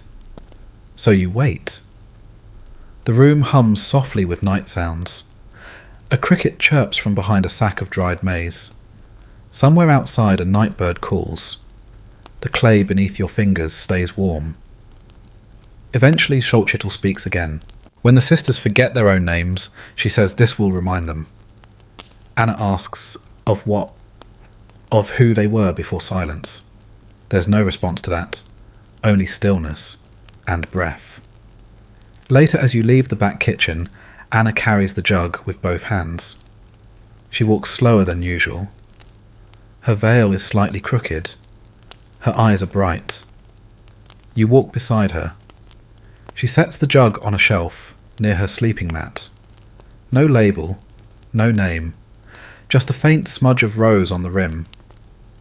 She kneels and murmurs a soft prayer, not one from the book, but something made of time and steam and long-lost voices. You lie beside her, not needing sleep, just the hush of fermentation, the scent of crushed petals, the warm clay sigh of memory. Tonight's brew isn't for celebration. It's for the things you almost forgot to grieve. Section 13. The next morning you awaken not to the clanging of bells, but to the hush of stillness. A rare thing in a convent, especially one mid-week. Even the birds seem slower today, their calls softened by the mist that's drifted in from the hills. You make your way to the brew room, not to work, but to sit. To be with the silence that sometimes follows a feast, the quiet that comes after the clinking mugs and laughter have faded into memory. Inside, the kettles are cool. The copper has lost its shine for now, dulled by ash and rest. The air smells faintly of yeast, as always, but also of candle wax and linen. Sister Clara is already there, kneeling beside a barrel. She's not stirring. She's watching. You sit beside her. Sometimes she says softly, "You don't need to do anything. You just need to be near the work." She presses her palm to the barrel's side, eyes closed. The yeast is doing its job in silence, transforming, breathing, becoming. Here's your mainstream historical fact. Brewing in early convents wasn't only a practical task, it was in many cases a spiritual act. Some orders taught that the cycles of fermentation reflected the cycles of the soul destruction, waiting change. For nuns who had chosen or been placed into lives of containment, the quiet miracles of yeast offered a daily metaphor for transformation without motion. Now for your quirky tidbit, one convent had a written prayer just for fermentation. Not the beer itself, but the process. It asked for patience, clarity, and enough sweetness to temper the bitter. It was stitched into a linen cover kept near the warmest brewing barrel because even yeast apparently deserved prayer blankets. And the scholarly debate. Some argue that this view of brewing as prayer was merely posturing an attempt to sanctify labour and justify its place in cloistered life. Others believe the nuns genuinely experienced the slow art of fermentation as a mirror for their own internal devotions. Either way, the documents left behind don't read like excuses. They read like love letters to transformation. You spend most of the morning there, in stillness, listening. Not with your ears, but with that deeper part of yourself, the part that can hear a barrel breathe. Eventually, Sister Anna joins you. She's carrying a notebook pages covered in looping, unsure handwriting. She doesn't speak. She sits, opens it, reads softly. Fermentation is not waiting. It's working in silence. She closes the notebook, smiles. You all rise together and move toward the garden. The herb beds are still damp with dew, but the rosemary is already upright, the mint unbothered by the cool air. Beatrice is there, pruning basil with the grim determination of someone working off a hangover. She glares at you with mild suspicion, then offers a sprig as a peace treaty. Put it in the next batch, she says. It'll make the prayers smell better. Anna giggles. Even Clara cracks a smile. In the afternoon, you follow Anna to the fermentation chamber. The clay jugs there are heavy with future sips. She runs her fingers over one labelled Angelus, her original brew. It's quiet now, calmed, ready. She lifts the lid and inhales. You do too. It smells of rosemary and something else. Something warm and unnameable. Like bread and memory and a little bit of fear turned sweet. She dips a wooden spoon into the vat and offers you the air above it. You breathe it in. This is the moment before something becomes something else. The sisters start preparing bottles. Not many, just a few. The rest will be stored in clay pots and used sparingly. For feast days. For charity. For the next time someone forgets who they are and needs reminding. Clara blesses the vat with a short phrase, may it nourish, may it comfort, may it not explode. Beatrice adds, and may it finally shut Sister Inez up about her vinegar incident. Inez, unseen but clearly nearby, yells from the garden. It wasn't vinegar. It was just misunderstood. Everyone laughs. Later during evening prayer, the fermenting room sits empty, but you go there anyway. Sit beside the barrels. Run your hand over their surfaces. You think of the quiet work happening inside them. The transformation no one can see. The way something so simple, water grain, a handful of herbs, can become something that warms a body, gladdens a heart, and makes a table feel like home. You think maybe this is what prayer is too. The patience to sit beside something unfinished. The hope that it's becoming something good. Section 14. You're back in the courtyard, half drowsing under a fig tree, when a sharp eye cuts through the peace like a spoon slapping a pot. It's Sister Inez. You bolt upright mentally and follow the sound to the brew room where chaos is already in mid-bubble. There's foam on the tiles, a paddle spinning in place on the floor, and a kettle hissing with the kind of stubborn defiance only hot sugar can achieve. And in the centre of it all, a red-faced Sister Anna, holding a wooden spoon like a sword. and staring at a pot like it insulted her ancestors. I added a little piloncillo, she mutters. It was too bland, piloncillo, Sister Clara repeats slowly, as if it were both a word and a warning. Anna nods. And a pinch of clove, and some lime zest, and a little tamarind, and that Clara gestures to the foaming mess trying to escape the kettle. Anna shrugs. May have been a result. You suppress a chuckle, because here it is an accidental revolution. Here's your mainstream historical fact. Many great culinary inventions were the result of mistakes. Beer brewing is no exception. Countless flavour profiles we take for granted today, from dark stouts to sour ales, originated as botched batches. In colonial times, limited resources and unpredictable fermentation often produced off beers that upon closer sip became new favourites. Your quirky tidbit.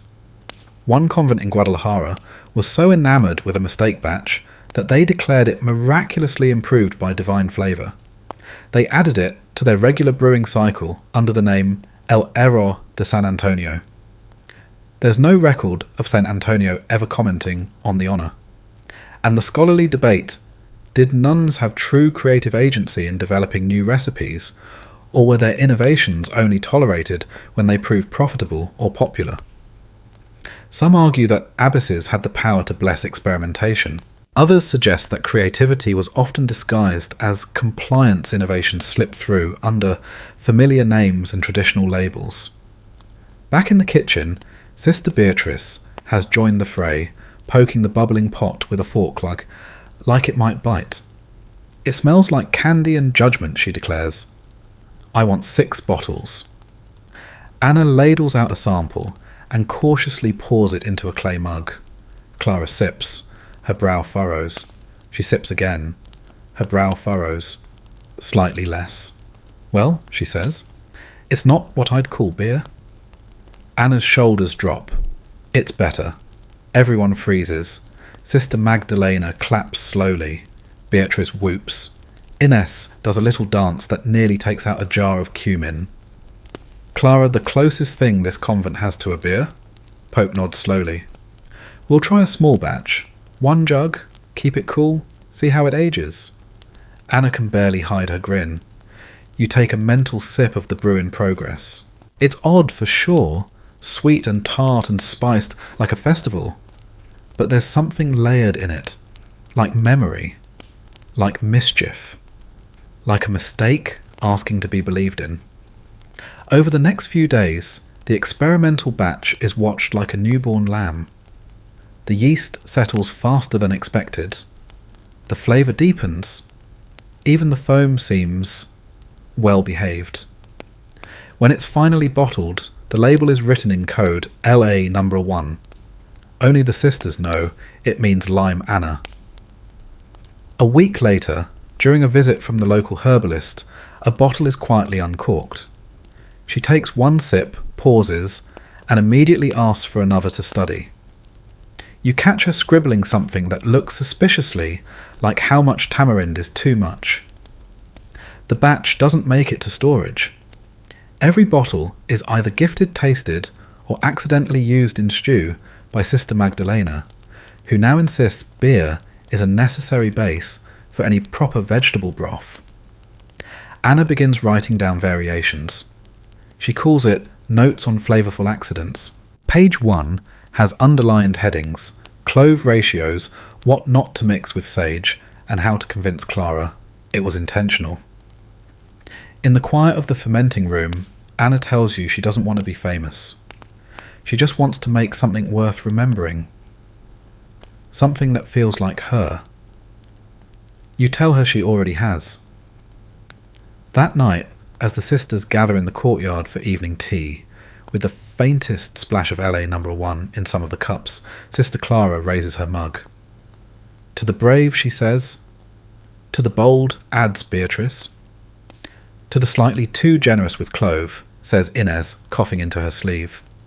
Anna laughs, cheeks pink. and the fig tree sways just slightly in the breeze. The moon rises over a courtyard where nothing exploded, nothing burned, and something entirely new was born from one spoonful too many. Section 15. Evening settles like warm molasses across the convent. The sky is streaked with soft violet and honey gold, and the chapel bells toll once, low slow, like a reminder to start letting go of the day. You follow the sisters back into the brew room for the final ritual of the week, the quiet bottling before Vespers. This isn't the lively clatter of feast day prep, or the giddy chaos of experimental batches. This is careful, deliberate, and slow. Everything softened by dusk. The room glows in the amber light of oil lamps. The fire has long been extinguished, but the residual warmth clings to the stone. The cooled brew rests in a wide clay vat, its surface smooth, calm. Content. The foam has long since collapsed, and what remains is a glossy stillness, the kind that feels like an exhale. You watch as Sister Clara uncorks a small test jug and tilts it into the first bottle. No funnel, just practice. Her hands are steady. The liquid flows evenly, no bubbles, no spills. Anna watches closely, committing every movement to memory. She'll be trusted to do this solo one day soon. Here's your mainstream historical fact. In 17th century convents, bottling was often done in the evenings when the temperature was cooler, and the sisters had more time to handle the delicate quiet work.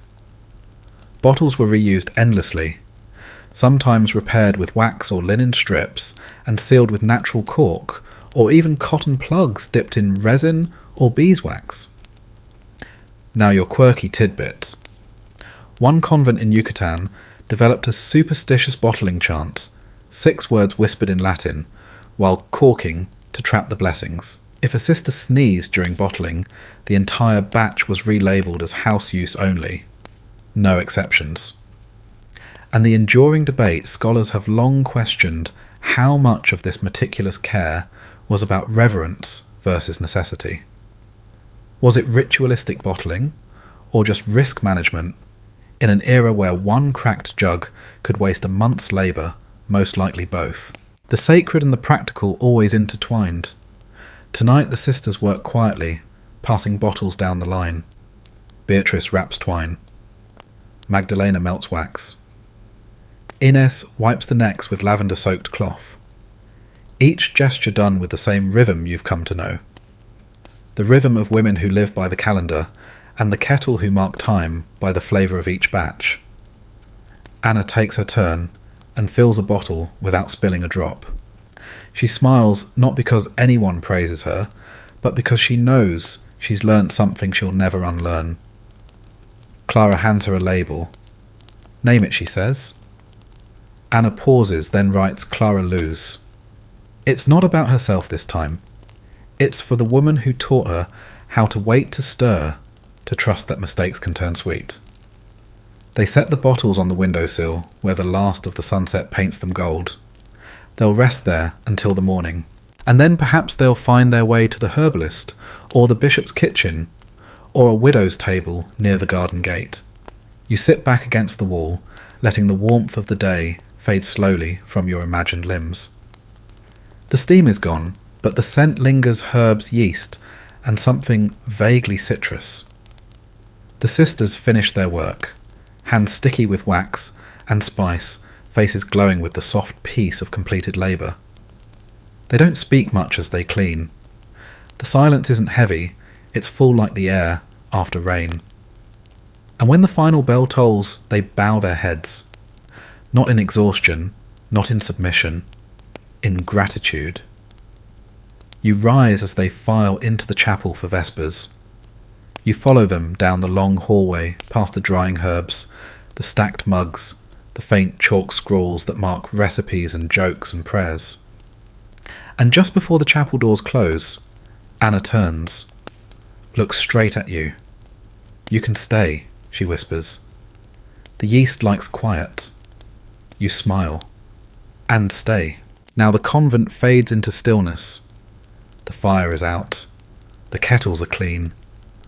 The last bottle rests on its shelf like a secret. Outside, a breeze stirs the fig leaves, gentle and slow, carrying with it the scent of night jasmine and distant sugarcane. A cat crosses the courtyard without a sound tail flicking once. Somewhere in the back kitchen, the yeast mother sighs in her jar. You're still here.